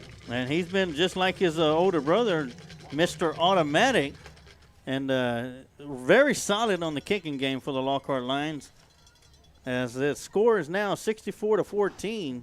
Sarge, I'd like to give a shout out to my classmate. Jim Rector's watching us tonight. He's over there in Clyde, Texas. And Christy Pineda Reyna, thank you for watching. Mike Tate, Coach Hitter, thank you, Coach Hitter, for watching. George T. Dunn, thank you. Eddie Vasquez, Deanna Franco, thanks, Ross Alexander, Jackie Edwards Jr.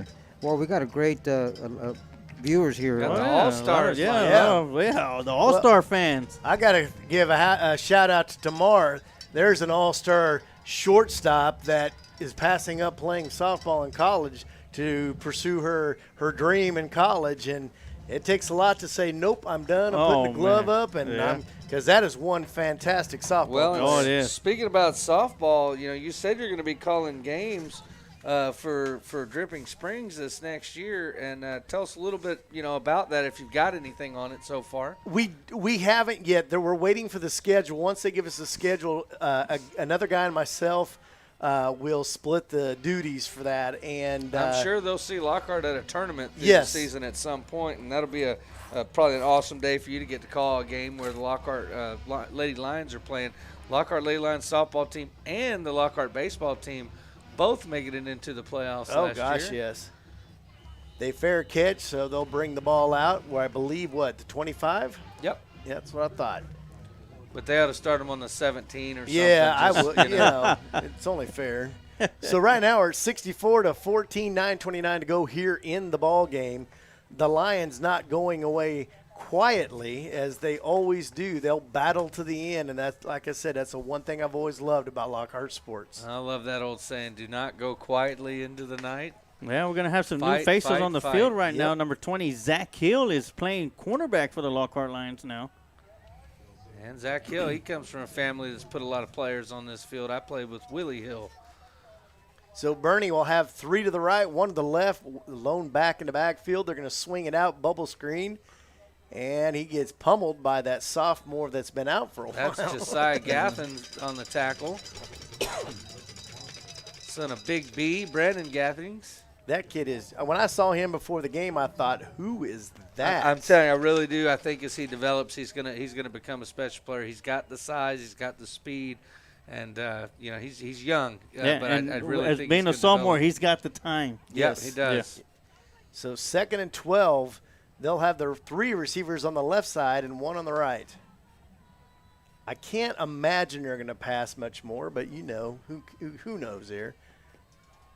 I wouldn't have imagined their starter stayed into the end of the first half there either. But yeah, that's true. And they pass again, and the ball's to the outside. He's still going. Yep, number 9 will get a first down, I believe. And there's some new players for Bernie Champion coming into the game as well. They're going to mark him out of bounds. Looks like he stepped out of bounds. So. Oh, good.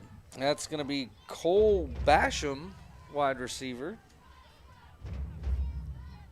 And according to Max Preps, he is a freshman, number 9, that caught that ball. And Kent Riddle chimes in. Speaking of Dripping Springs, they're tied with Seguin right now, 24 apiece. Seguin must be stout. No. Dripping Springs is doing what they should have done, resting some of the starters. Okay, man. Here comes a blitz. Oh, he just about got to him. The pass is caught, I think. I don't think he went out of bounds. Yep, they marked him in. He's going to be short, though. That toe tapped that sideline. Yep. So 4th and short. But I tell you what, we were just talking about Josiah Gathings. He was right there on the heels of the quarterback. Nobody blocking him. That quarterback was very lucky he didn't get pancaked. All right, so it's going to be 4th down and 1. Big 4th down for the Lockhart defense here with 8 minutes, 27 seconds left to go in the active jiu-jitsu 4th quarter. See if they can come up with a stop here late in the game, playing for pride. And Comfort in Lulen with 4:15 left to go in the 3rd quarter is Lulen 28, Comfort 21. Ooh, too close for Comfort. Yeah. Definitely too close to call it. Bernie called a timeout for whatever reason. 8:13 or no, the clock is still running, so I guess they've now decided running clock. even though they called a timeout. Looks like the I was going to say the referee's trying yeah. to stop it. All right, well, while they have their timeout, we'll take a quick timeout, too, and you're watching Lockhart Lion football right here on the Lions Pride Sports broadcast. Head on down to Commerce Cafe at the corner of Commerce and Market Street in the heart of historic downtown Lockhart for a meal that'll make the whole family happy. Wash down our Statesman-approved chicken fried steak with an old-fashioned root beer float.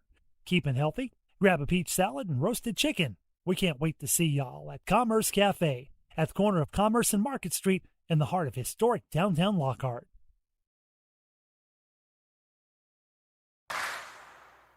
The golden age of recruiting is now.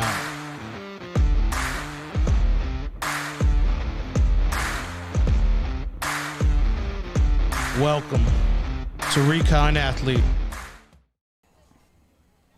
All right, we are back here at Lockhart Stadium where basically, we had talked about the god of coaching, Scott Hempenstill, and his boys play this morning. They ran in the state championship, and they placed 15th in the state in Class 5A at the state championship. Not bad. Not bad at all. Another great year for another great coach. So it'll be 3 receivers left, 1 to the right. They're going to run it, quarterback draw up the middle. He's got the first down and more. He's out to about the 40-yard line. Nice little draw play by the quarterback. Clock's still moving. I think we're at that point now where they're just going to keep moving that clock unless a timeout's called. And that was Cesar Hernandez with the tackle for the Lions. As a matter of fact, I think he was my defensive player of the game the last 2 games of the season last year. He just played so well at the end of the season. Boy, they are really running the clock. It's a big change from the first quarter. It sure is. We go from hurry up to turtle paste. I mean, Emilio couldn't even take a breath. No, I'm still trying to catch my breath. That's why I brought you in here, Scott. And then, oh, dang. That was a Zakiah Gathings once again. The sophomore, I think he still has a quarterback's head in his hands. That was a tackle right there. Is this yours? That is a dude right there. Yeah. That was a man tackle. Nobody. I mean, he did not. That kid hit his arm and he went straight down. And that's one arm. So you see what I was kind of telling you about the strength of the kid, It almost reminded me of the football movie with the inmates where he broke his neck. Longest yard? Yeah, I was like, oh, my goodness. 2 receivers to the right, 2 to the left, 1 back, kind of playing an H-back. They're going to give it to him. He bounces to the left side. Good tackle, but he's going to get pretty good yardage out of it. A quick update. It is a final at Tivy. Alamo Heights 24, Tivy Antlers 7. And also at Floresville 26, Medina Valley Panthers 6. So Floresville's 3rd, Medina Valley's 4th? Yes. That Floresville quarterback was something else. Oh, he was. Gosh, he looked like a man amongst boys. Well, and he's a move. I don't know if it's a story, but he's a move-in. Oh, wow. He came from one of the powerhouses in California. They decided to drop football. That kid was slippery. Slippery. Handoff up the middle. Good job by the defensive lineman there. I'll tell you what. We don't have that kid's number. That 49 was in there again. Yeah, I mean, we don't have him, so he's obviously one of the JV players that moved up. If you know who number 49 is, let us know. Also in on that tackle was Cesar Lopez once again. I'm just going old school with Cesar Lopez as my defensive player. I have always liked that kid. He just comes to play 100% all the time. I think next year, Sarge, what we can do is get the fans to vote on it. Yeah. Get the fans in. Yeah, put it up in the 3rd quarter. Yes, sir. All right, here comes a big 4th down. So we see the Lockhart defense fired up, and they're going to fire him down with a timeout here. It's like icing the kicker. The defense is jumping up and down. He said, let's was take another timeout from Bernie Champion. 5:04 to go in here in the ball game. It's 64-14 Chargers. Well, hopefully they decide to punt it during this timeout. No kidding. Yeah. So as they take a timeout, we'll take a quick timeout too, and you're watching Lockhart Lion football right here on the Lions Pride Sports broadcast. Kent Riddle Properties has been a big supporter of Lockhart Lion sports for over 40 years. Lockhart Lion fans all over the world have been able to follow the games on the Kent Riddle Properties scoreboard, as well as being one of the top sponsors of the Lions Pride Sports broadcast. Kent is also the QA guy for every broadcast. Kent Riddle has been in the real estate business for over 35 years. If you are looking to buy, sale, or lease a property in the area, you can contact Kent Riddle at 512-359-0036.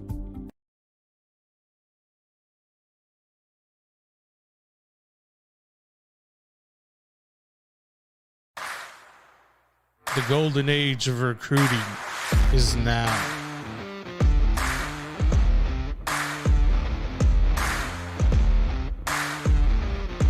Welcome to Recon Athlete. All right, we're back here at Lockhart Stadium where it's 4th and about 4. They will be punting, so we think. McKinney back deep to receive. He's going to be down at the 10-yard line. This is the first punt, although they go splitting out. I don't know if they're going to punt now. No, nope, they're not. Goodness gracious. Well, I guess it's a good time to practice your fake punt in case you want to run at the playoffs. Okay, now we're back to a punt situation. Up 1 and second down on and the up play they go. clock. We think. And that's the play clock. Why aren't we? I was going to say, let's throw a flag. So great job. They were trying to draw the Lockhart Lions defense offside, and they're going to go and take a delay penalty or delay a game penalty. So they'll make it 4th down and 10. So I'm looking over here. I just noticed this. The Sarge has some kind of cool space-looking stat board-looking thing over there. So that's The his. That's what he scoreboard. used to operate the Kent Riddle Property scoreboard. I know. I told him earlier in the season, all the years of running the scoreboard at Little League and doing the announcing has set him up well for Yes. what he's doing now. Great Charger roll. It is a good punt. It rolls inside the 10. McKinney was smart not even to try to pick that up. So Lockhart's going to get 90 yards of offense out of this next drive with the ball landing just inside 10. Ball's marked at the 9-yard line. So 91 yards in between the lines and a little bit more pride. 4 minutes, 46 seconds left to go in the active jiu-jitsu fourth quarter. I really think we're going to see something out of Tay Andrews this drive. And of course, want to give a shout out to Mr. Mark Estrada, superintendent of Lockhart Independent School District. He was a young alumni Rising Star Award for the year 2020 award honoree. And, of course, he's picking up another award tonight, and he'll be celebrated, was it at halftime during the Texas State Bobcat game tomorrow night? Yes, sir. Just missed hooking up Yes. with Jackson. He was running wide open. The throw just a little bit long from Dickens. Just missed hooking up with Jackson on what would have been a 91-yard touchdown. I believe you're right. No one was going to catch him. I don't think anybody would have. And I tell you what, Ashton has a strong arm to overthrow Jackson. Not much there for McKinney. Looks like he just got back to the line of scrimmage. Going to bring up 3rd down and 10 for the Lions. Going to give a shout out again to the old parents, Clarence Roberta Smith and their 2 ridiculous dogs. Watching the game tonight. Again, 64-14, 4:15 to go in the ball game. Now Lockhart's taking their time. This has been a much faster second half. Yeah. All right. I was thinking we were going to see midnight. Shotgun out to McKinney around the left side. He gets a crease, but he's only able to cross the original line of scrimmage for 4th down. There's always that one guy that gets him, grabs an ankle. Yes. Excuse me. It's like you said, these guys can tackle. Well, Lockhart's going to go ahead and punt it.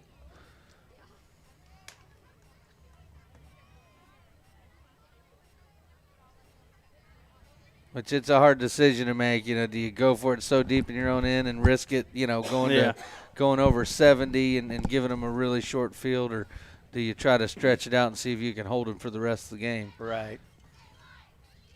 Oh, no, he dropped it.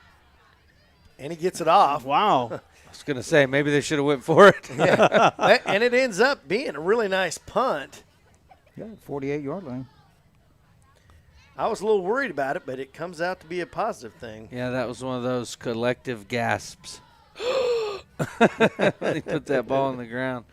So we seen a little bit of trouble with the sometimes trouble to snap, sometimes trouble with the hold tonight for the Lions.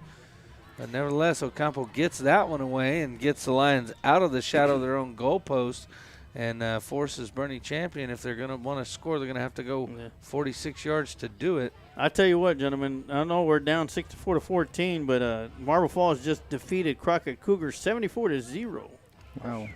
How are we doing that Luling game? Luling still 28-21, start of the fourth quarter. Hand off up the middle. They're going to throw a flag immediately to stop the play.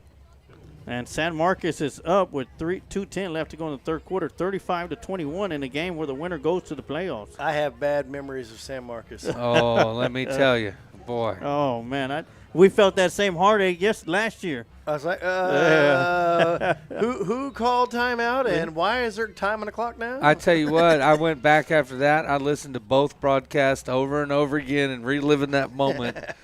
And looking to see if anyone caught the clock on the camera to see if it actually went down. So number 32, straight up the middle, gets the first down and then some down to the 31-yard line. That's blocking up front. That was great blocking up front. It was first down and 15. They were able to pick up the 15 and more. Want to give a shout-out to Joe Beth Stevenson and Shane Stevenson. They're here, but they're also kind of giving me some feedback as well, as they like to give me a hard time. And so they've got great family. You're great family. Two number 32s listed on the roster, both as running back. So it was either Larry Brooks or Colin Ryan on that run. They probably ran out of jerseys. Yeah. Straight up the middle again. He's going to bounce it to the left side. He's got some room. He's going to get another first down. A great run. The line is doing a good job of getting him some huge holes to run through. I'm going to guess that that's probably junior Colin Ryan in there at running back. But it could very possibly be freshman Larry Brooks. I tell you what, we got 2 minutes left. I'm looking down here in front of us. Hopefully the camera people will get a good shot. There's several seniors down there just talking to each other and reminiscing. This is the last time they're going to be on this field. Yeah, I saw some of them making their rounds, talking to some coaches and stuff earlier. Saw Batra spend quite a few minutes off to the side with, I believe, Coach Chisholm. Handoff up the middle again. Great defensive play up the middle. Gain of about 2. That's number 66 on the tackle for the Lions. That's Diego Sosa. Look how big number 80 is. My gosh, yeah, yes. I bet you he's just a sophomore. And these are their backup linemen. They're still bigger than us. So number 80, so he's a senior wide receiver, 6'4", 185 pounds. What are they going to do, pick him up and throw him? What are they doing? Taking a knee. Yeah. Oh. But that's a big it's a big loss on taking a knee like that. No kidding. We're under 60 seconds now. Almost got away from him. Wow. Almost had a high snap when you're trying to take a knee. That's no fun. We know what they have to work on now. Yeah. We found the one chink. It's when you're kneeling. It looks like everybody's giving up on this one, so 35 seconds, we'll count it down. I appreciate Emilio letting me call the fourth quarter. It was a pleasure, sir. Yes. I'm going to hand this back off to you. All right. So with 25 seconds left to go, it's going to be another kneel down, and that'll stop the clock for the moment. Well, something that shows how the second half half ball was turnover on down, so that should stop the clock unless they're going to just let it keep running down. So it's funny. This game is ending. Many of those games you went through just a minute ago, just starting starting the fourth quarter. And that's going to do it as the clock is going to hit triple zeros, and that'll do it for the Lockhart Lion football season. They fall in defeat to the Boerne Champion Chargers, who are heading off to the playoffs as the final score is 64-14 here at Lionsfield. I want to thank everybody for tuning in and watching tonight's broadcast. We're going to take a quick timeout, and when we come back, we're going to have your Recon Athlete postgame show. And, of course, with your Recon Athlete postgame show, we're going to have your Recon Athlete players of the game. So we'll be right back with some more Lockhart Lion football right here on the Lions Pride Sports Broadcast.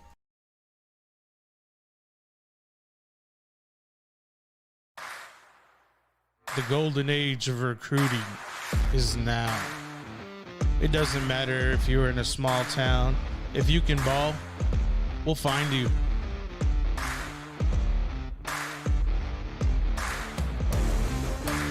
When you dominate there, your 5-star talent can't be questioned. Dance that dance.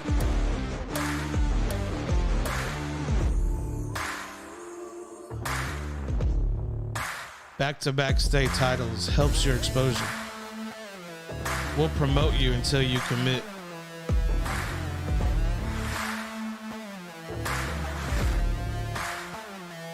Speed is what they desire, and when you're a legacy to speed, you leave no doubt.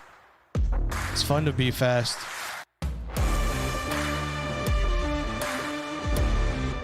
Welcome to Recon Athlete, where we identify, reveal, and promote student athletes. All right, we are back here for the Recon Athlete post-game show. It's a beautiful sight at midfield as both teams are kneeled over in final prayer for tonight's game as the Boerne champion Chargers head off to the playoffs after defeating Lockhart Lions 64-14 here at Lions Field. And, of course, want to give a big shout-out for Scott Smith for coming in and joining us for this broadcast. It's, we hold some great memories calling games next to each other. Yes, sir. Not just at the stadium, but on the trips to and from the stadium. We had some great conversations in that time, and those times will always be I would hold those times dear and near to my heart. So thank you for joining us today. And, of course, we're in the Recon Athlete postgame show. We're going to head off to the Recon Athlete players of the game, and we'll switch it over. Give it to Scott Smith as he's going to give you their defensive player of the game. So, again, you might call me biased from when I was calling for the other broadcast. And coming tonight, I watched this kid after he made several nice plays. Going to go with the Recon defensive player of the game, Cesar Lopez, the senior defensive lineman.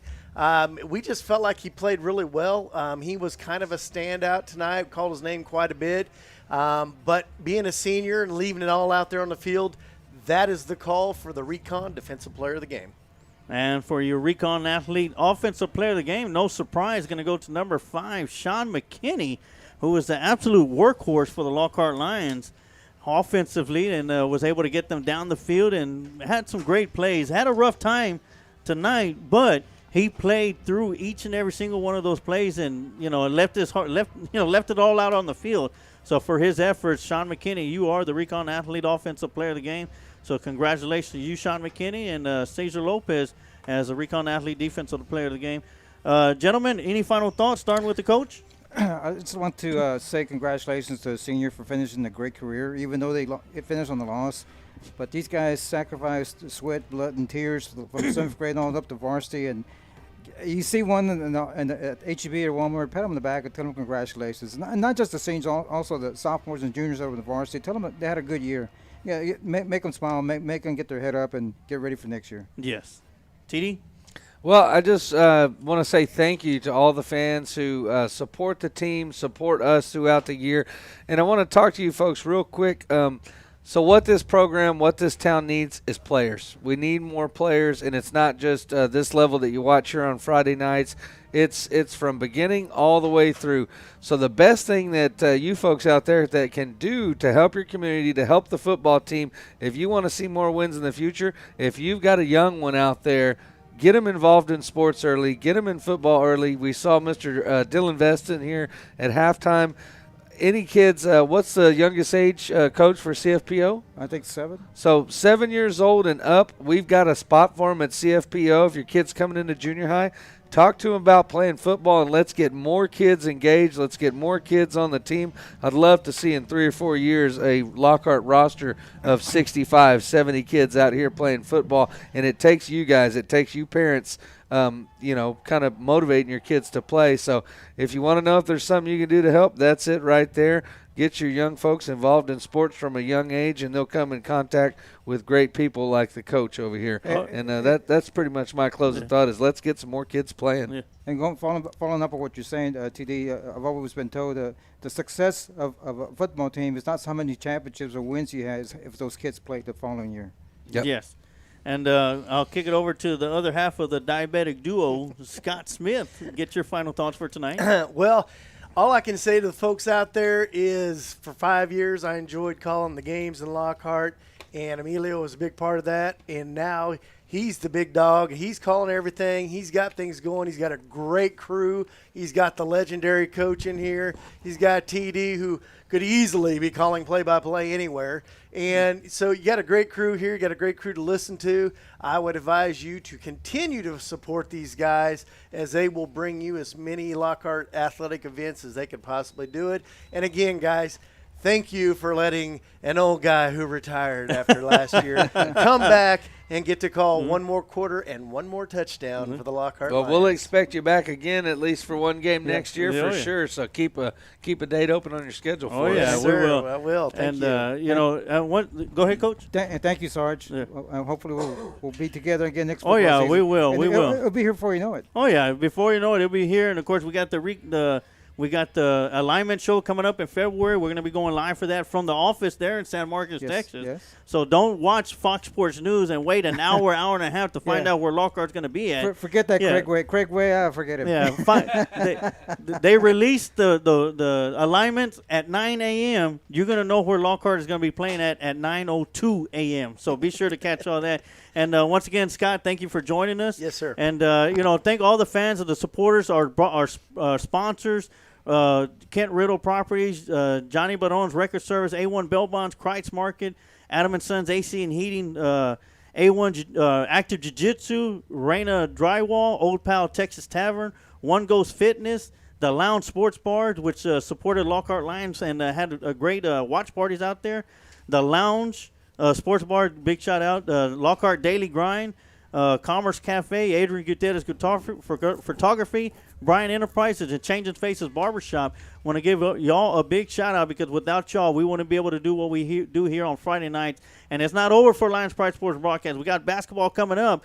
But for right now, want to thank all y'all fans for tuning in and watching tonight's broadcast. As for myself and Miller Sarge Juarez, TD Tom Dunn, the coach Amado Galvez, Scott Smith, our QA, Kent Riddle, and my beautiful wife, who's back at home, giving us the greatest support of all.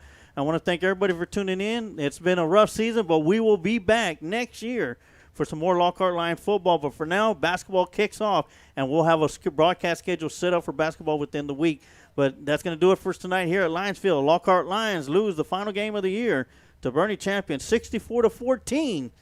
And like I always say, at the end of every game, you could take the line out of Lockhart, but you can never take the heart out of Lockhart. Go Lions. Thank you for watching today's Lions Pride.